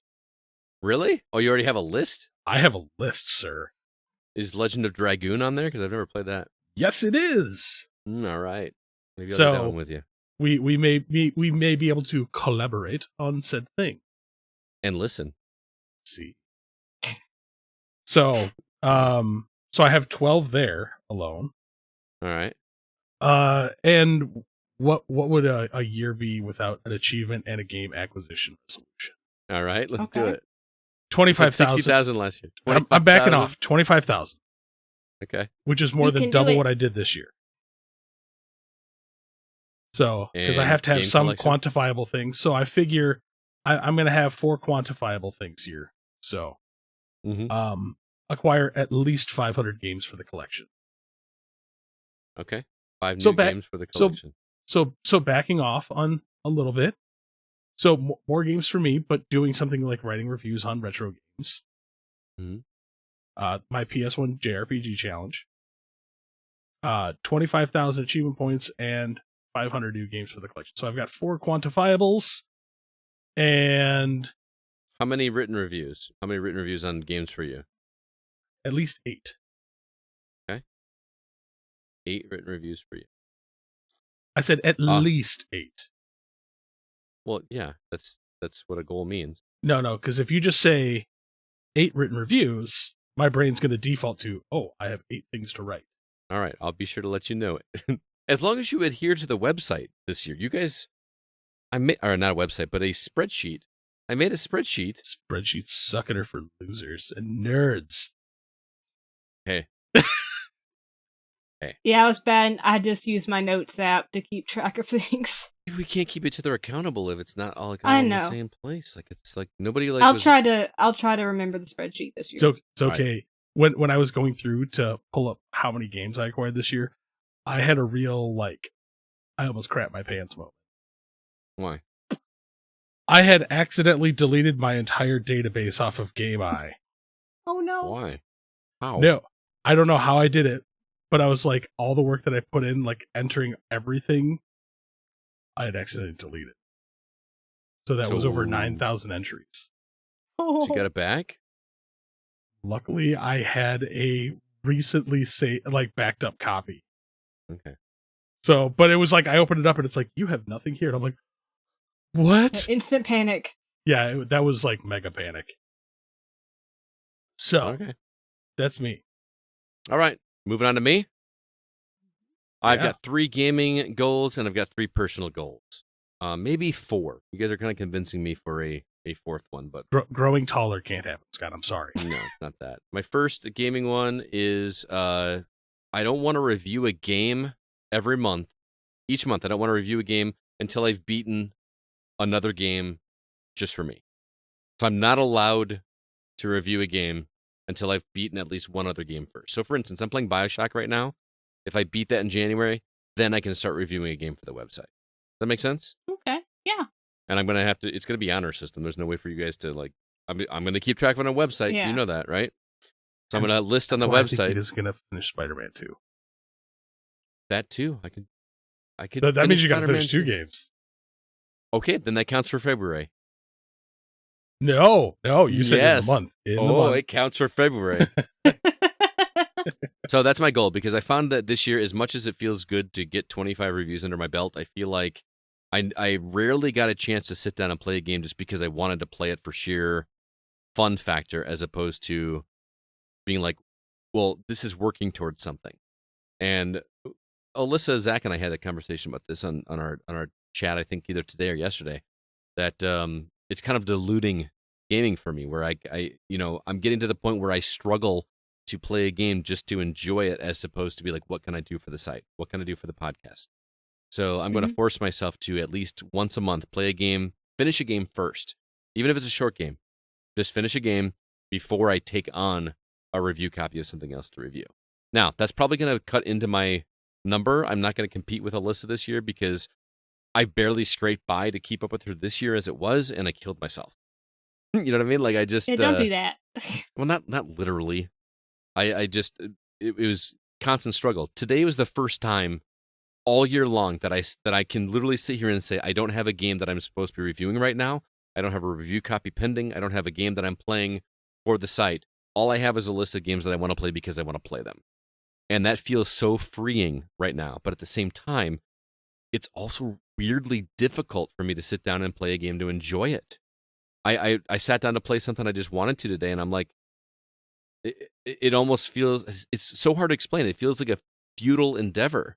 Like, why am I playing this game if I'm not doing it for an actual purpose outside of enjoyment? It is a total personal roadblock that I have to get over, and I want to fix it with this resolution. Does that make sense? Yeah. Now, Okay. are you just I'm trying to piggyback a little here. Okay. Are you just playing games that you've played before, or like new old games? Either way. Like I said, I played BioShock before, but I'm playing the remastered version. Ideally, I'd like it to be games I've never played before. Maybe I should say half of them would be new games. Okay. Would that be fair? Okay. Yeah. You want to update that on my list for me, so that I can keep talking without. I can't. You have black bars. I don't know what you're talking about. My next resolution is now that my game collection is complete, even though Chris doesn't count it as complete because I have one game on its way to me in the mail, even though I paid for it, and I've bought it 3 other times before that, but for some reason it doesn't count. He just likes you better than he likes me, Alyssa. I want to physically test and clean all of the games in my NES collection before the end of the year. I want to CB's face. I want to take them out. I want to pull up an NES. I want to learn the proper way to clean them, test them, take any stickers off of them. I'm not laughing at Scott. I don't think you realize the undertaking that you're about to do. Dude, I could do a row in a weekend. I've got No, you can't. Like, I bet you I could. Bet you can't. In a 2-day weekend, I get somebody over here to help me out. Set up a little TV. See, there's the catch. You're like, I didn't I'll say do it all by myself. No, you said I'm going to. He's saying it. No, Let you rephrase. I'm not. I just want you to realize, because I've done it. Mm-hmm. It's not as easy as it seems. I understand that. That's why you're going to help me. We're going to come over. We're going to listen to some Coheed, and we're going to test some NES games. Some old gods. Drink of some Asgard. beers. Yeah, old gods of Asgard, whatever. So that's my second gaming goal. Ooh. My last one is I'm doing a repeat. Play with the community at least once per week. I failed miserably at this one. I'm going to make this one a priority. We're going to have community game nights. It's really difficult because I've got a core group of people that I play with each week, and we've kind of fallen off the wagon. So whether it's that group or whether it's starting a community game night or playing with you guys, I need to play online with somebody at least once a week. I want to make that a thing.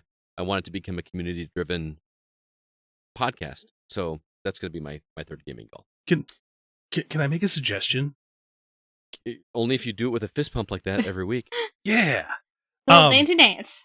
So when you talk about like us getting together, cleaning your games, stuff like that, maybe we can do a little bit of a collab. Yeah. And do some Patreon with some older games, and even some collabs with writing about some of the older games. Let's do it. As long as you come over here. Well, I mean, it is your collection. Yeah, it So is I my can sit there collection. I'm and not open bringing your my collection amiibos? over. My amiibos. Yeah, I'm going to sit there and open your amiibos. No, you're not. You are not going to open my amiibos. Okay, we got to move on. Yeah. My personal resolutions, I want to finish recording the audiobook that I've been assigned. I was supposed to record that at the end of this year, and I have barely started. A lot of it has to do with the author hasn't gotten back to me, but I think I'm just going to take the bull by the horns and start recording it on my own.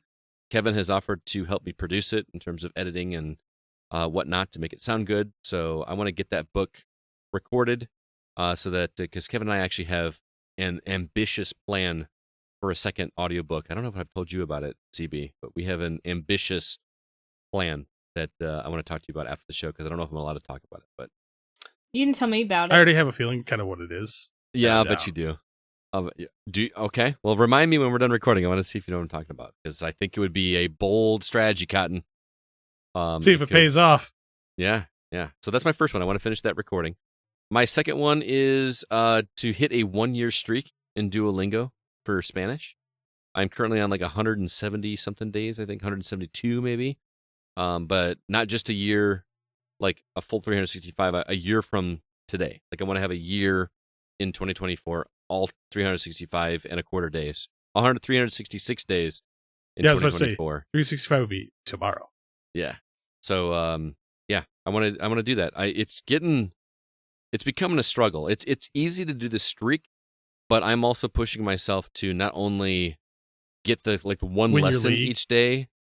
No, The not the challenges? league. I'm doing all 3 challenges. I don't know Yeah. how familiar you are with Duolingo, but there's 3 challenges every day, and I force myself to do all 3, which some of them suck. To get Yeah, some of them so are many, hard. so Learn many 20 perfect new words. lessons. Well, Well, no, some's no. like get 3 legendaries, and that means you have to go through levels, complete every single sub level in that level. Well, I learned and that you then- can go back and yeah. do old ones that you did not get the legendary on. If you've got a lesson that did not turn gold, you have not turned legendary, so you can just go back to old lessons and do it. So I did learn Okay. that. But yeah, that's my goal. I'm trying to learn Spanish. I don't think Duolingo is the end all be all way to do it. I feel like Yeah. it's just giving me the basics. I really feel like I need to do something else to get me integrated into conversations because I'm nowhere near able to carry on a conversation whatsoever. So, but it's a good starting point. And my third one is to get a new job in 2024 is my goal. I don't know if I should say that publicly on a podcast, but I am on the hunt You for didn't a say new job. primary job. Yeah, you just said new job. Yeah, get a new job. I'm sick of podcasting and sick of writing video game reviews. Yeah, that's exactly what I'm going for. No, I want to get a new job. So if anybody out there has a business that is in the need of a new corporate trainer or somebody, something to do with education, let me know. Hit me up. I mean, It's the first time I've said this publicly. I've got a camera. We could do some I'm not things. starting an OnlyFans. I didn't say OnlyFans. Feet Finder, sir. Feet Finder. That's where the real money's at. Feet finder. All right, my feet are nowhere near We'll get you desirable. Yeah. So those are mine. What do you guys think? You think I should add bumping my hour a day off the phone to an hour and a half a day off the phone? If you want to, you go ahead. I don't want to. I was finishing it because literally I've been checking off that spreadsheet every single day, and when I was getting toward the ends, I was like, I get to not do this anymore. It's going to be 2 such a hours. reprieve. But I will say that whenever I sit down to play games and I turn my phone off, I'm so much more focused on my game, and it's really great. Oh yeah.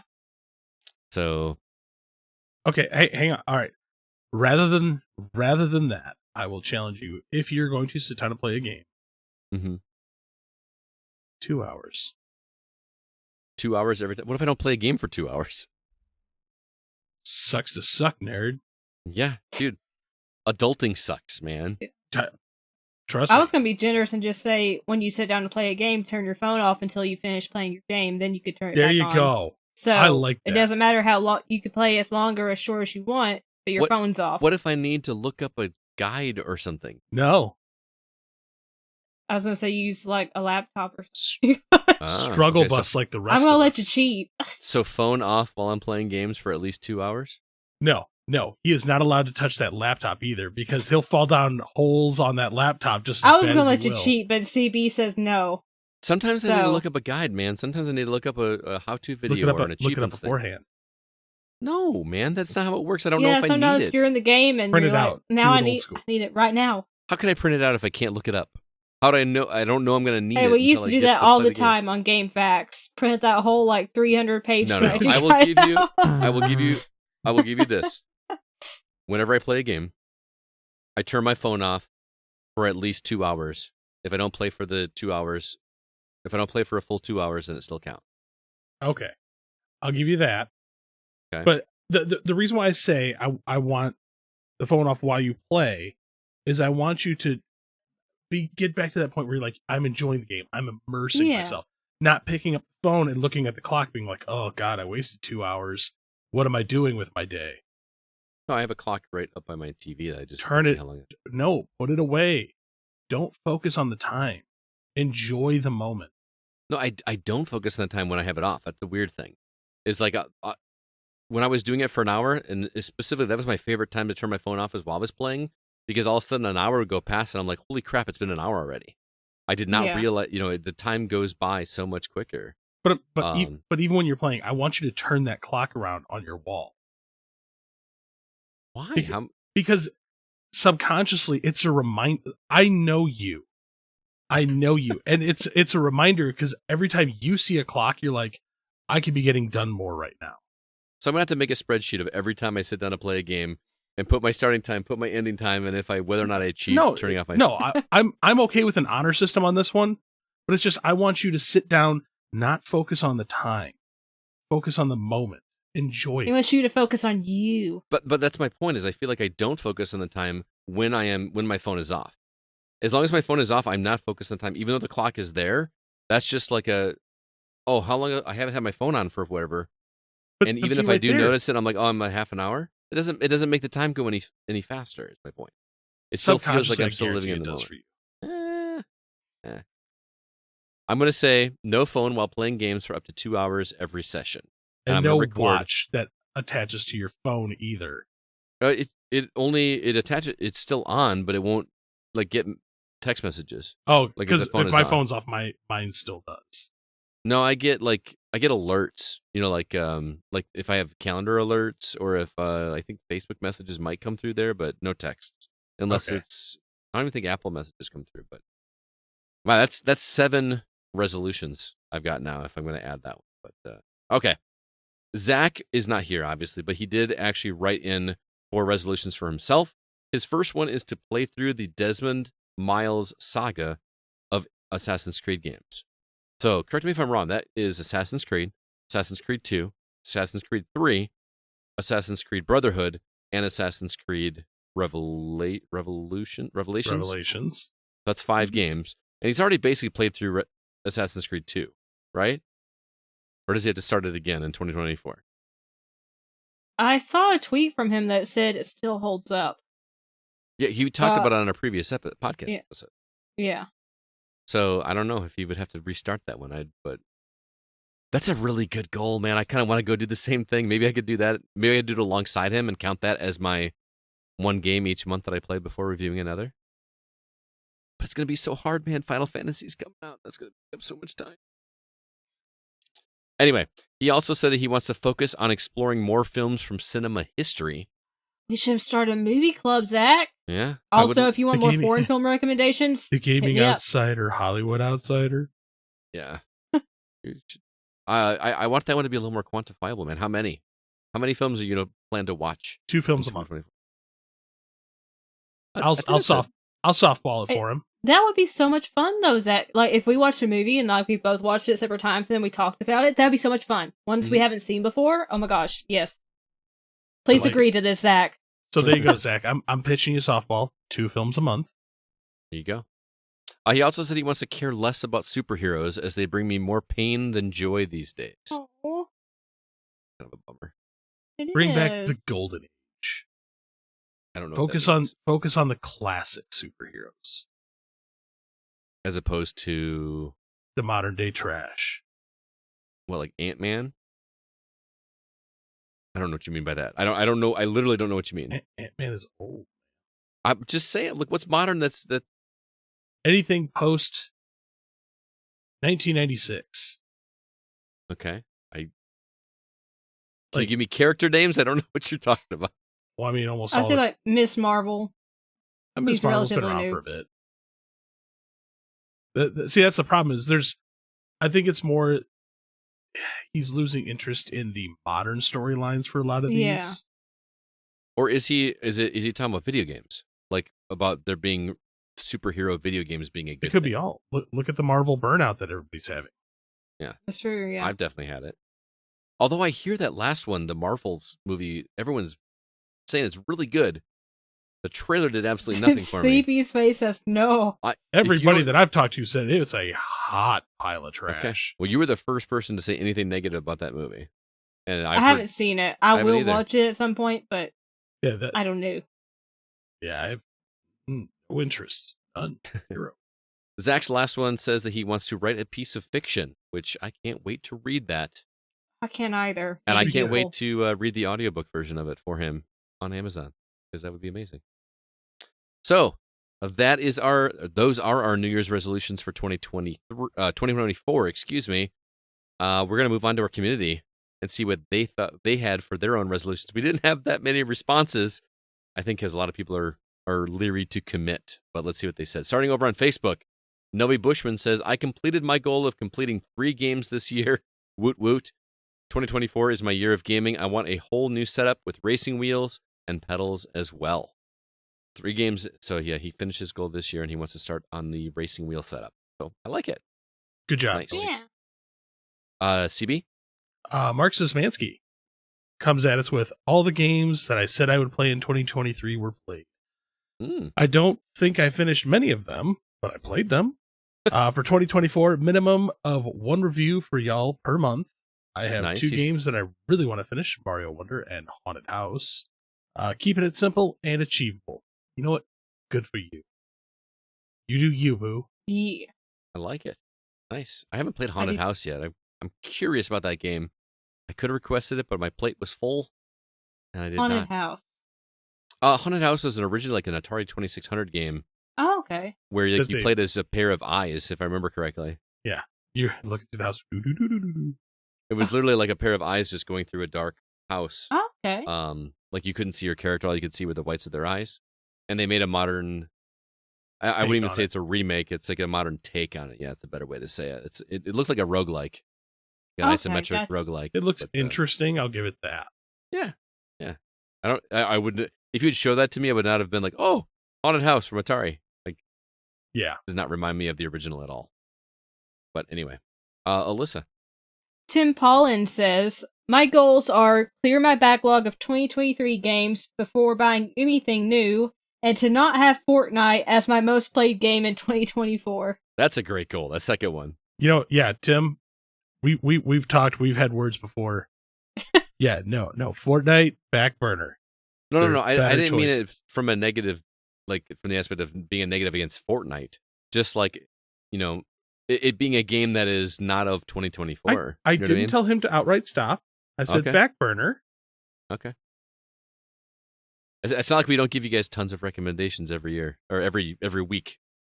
Yeah, play, every right? year. Just one list. Just one list every year. Stefan Rombing says, I can't say that I'm much of a New Year's resolution type of person, but this year I made a lifelong pledge of becoming a priest within the next 10 years while working full time. It's going to be a battle, but I'm going to win it. Good luck to you, man. That's admirable. Yeah. 10 years? Does it take that long to become a priest? I genuinely don't know. I would assume it'd be like you have to go to a seminary? special school. Yeah. Does it take 10 years, though?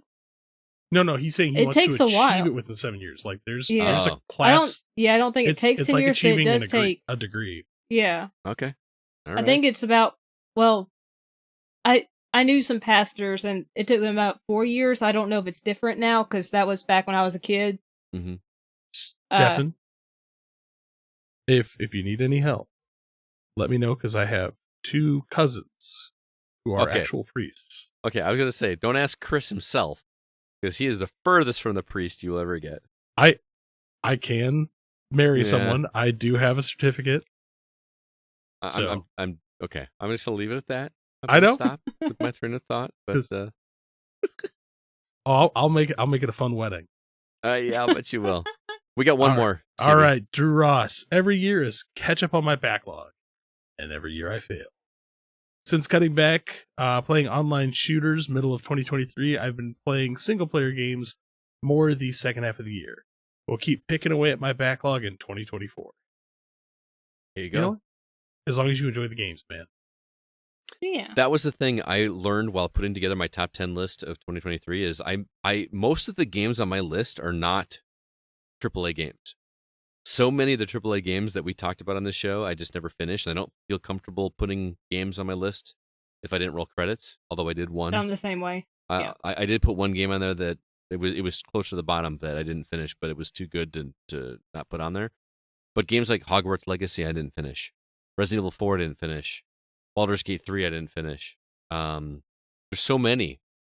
So I have a backlog like no other. I could be set for all of 2024 without playing any new games, but we all know that's not going to happen. Am I the only person on the team that finished Hogwarts Legacy? I didn't. I never even started it, so I don't know if Zach finished it. I don't know either. Not sure. See, I like Harry Potter, but I don't love it as much as most people. So yeah, I wasn't that's super the same way I am. It was fun. I enjoyed what I played of it, sure. So anyway, that was our topic this week. Thank you so much for everybody for weighing in, and thank you to my co-hosts for doing our lists and sticking to it. I will put together another spreadsheet for all of us. Can't wait. If you guys will stick to it, stare at columns and rows.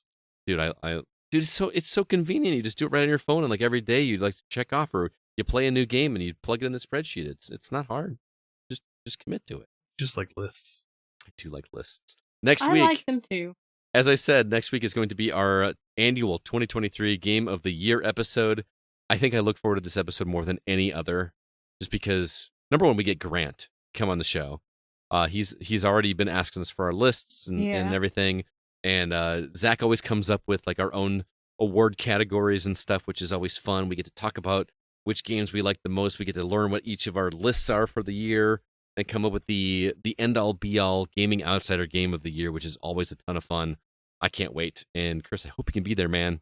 I know you got going I along. hope so too. I'm hoping it'll happen. It's going to be one for the ages. We may have to record it somewhere else because I don't think we can do 5 people on this call, but we're definitely going to do it. So stay tuned for that. We're going to be asking you guys for your favorite games of the year as well, and we're going to come up with a community response for the community's Game of the Year. So stay tuned for that. But that is going to do it for this episode of the Gaming Outsider. Thank you so much for listening.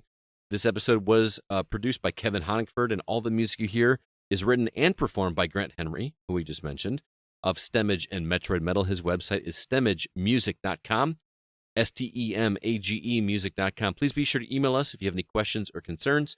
Our address is feedback@thegamingoutsider.com. Alyssa, do you have any parting words or recommendations for our listeners? I do. I've been surprised. I've been watching a K-drama. Oh, Go figure. I got a try a 3-month trial for like $4 on Black Friday for Paramount Plus. So I'm trying to watch all they have on there, which is not very much, K-drama wise. And it's called Save Me. There are 2 seasons. I've watched the first one and I've just started the second. And it's really interesting. It deals with a cult. So, if that's something that's iffy for you, you might not want to watch this series if you watch K-dramas. Mm-hmm. It goes to pretty dark places, right off the bat, but it's just really interesting to see how this cult indoctrinates people and how this family gets sucked in. The girl is trying to escape, but she doesn't know how to get out of the cult because they view her as this special person there. Mm-hmm. First season is spectacular. The second season is more of a prequel, so you're seeing how it started. It's a little bit slow, but it's starting to build momentum, and I'm getting really into it. Really fascinating if you're interested in that kind of topic, and if you can deal with the darker subject matters, because there's some pretty dark stuff in this show. But it's intensely fascinating. All right. Paramount Plus as well. Save Me. Save Me. All right. Well, Chris, how about you? Man, nothing really new. I've been watching my Monarch Legacy of Monsters. I need to check that out. Dude, I got there's 2 episodes left in the season. And it just keeps giving. It is still haunting, like Kurt Russell and his kid. Mm-hmm. I'm still blown away, like how much they act alike. It's so weird, man. I believe it. I believe it. But yeah, give it a watch, especially those of you with Apple TV. Yeah. God, I don't have Apple TV. But you did. I did just to get caught up on Ted Lasso, and then I canceled it. I got so many, but maybe I'll get back into it because I really want to watch Severance again. But I'm still working my way through Stranger Things. I am in season 4. I just got the episode that made that Kate Bush song famous. If you remember. Oh yeah. That was such a good episode. Holy cow, was that a great episode. Still enjoying going through that. But I actually got 2 other recommendations. The first one, I know we're past Christmas, but I watched a Christmas movie today. There was a new one that came out this year that I am blown away by how much I like this movie. And it is the Eddie Murphy one on Amazon called Candy Cane Lane. Guys, this movie is great. I like it's cheesy in a Christmas movie kind of way. I can't say it's 100% for kids because it's PG and has some language, but it made me laugh just on how clever it is and how ridiculous. They do something really clever with the 12 Days of Christmas song, incorporating that into the story that I think is really kind of great. And who Santa winds up being at the end of the movie made me laugh out loud. So Candy Cane Lane with Eddie Murphy, it's being added to my annual list. I really like that movie a lot. The other one is my brother-in-law is staying with us right now, and we were getting ready to watch something. I'm like, what do you want to watch? He's like, hey, I want to show you this show on YouTube, and it's called, oh boy, Goes Wrong. It's the Goes Wrong Show. Have you ever heard of this? No? It's British. It's British. Sure. Guys, this is British humor at its finest. It is done where it's a cast of characters that are putting on a stage play, and they know what's going on. I thought it was where like they didn't realize that things were going wrong, but all the actors are in on the joke of what's going on. But it's like they're doing a stage production, and things in the background just keep going wrong, or the actors keep effing up. And it's all done intentionally, but the actors are trying to react in a way where they're trying to act like they're on stage and not being funny. It's kind of difficult to explain, but it is laugh out loud funny. It is so funny. There's one scene in one of the first episodes I watched. They call it 90 degrees of separation or something like that.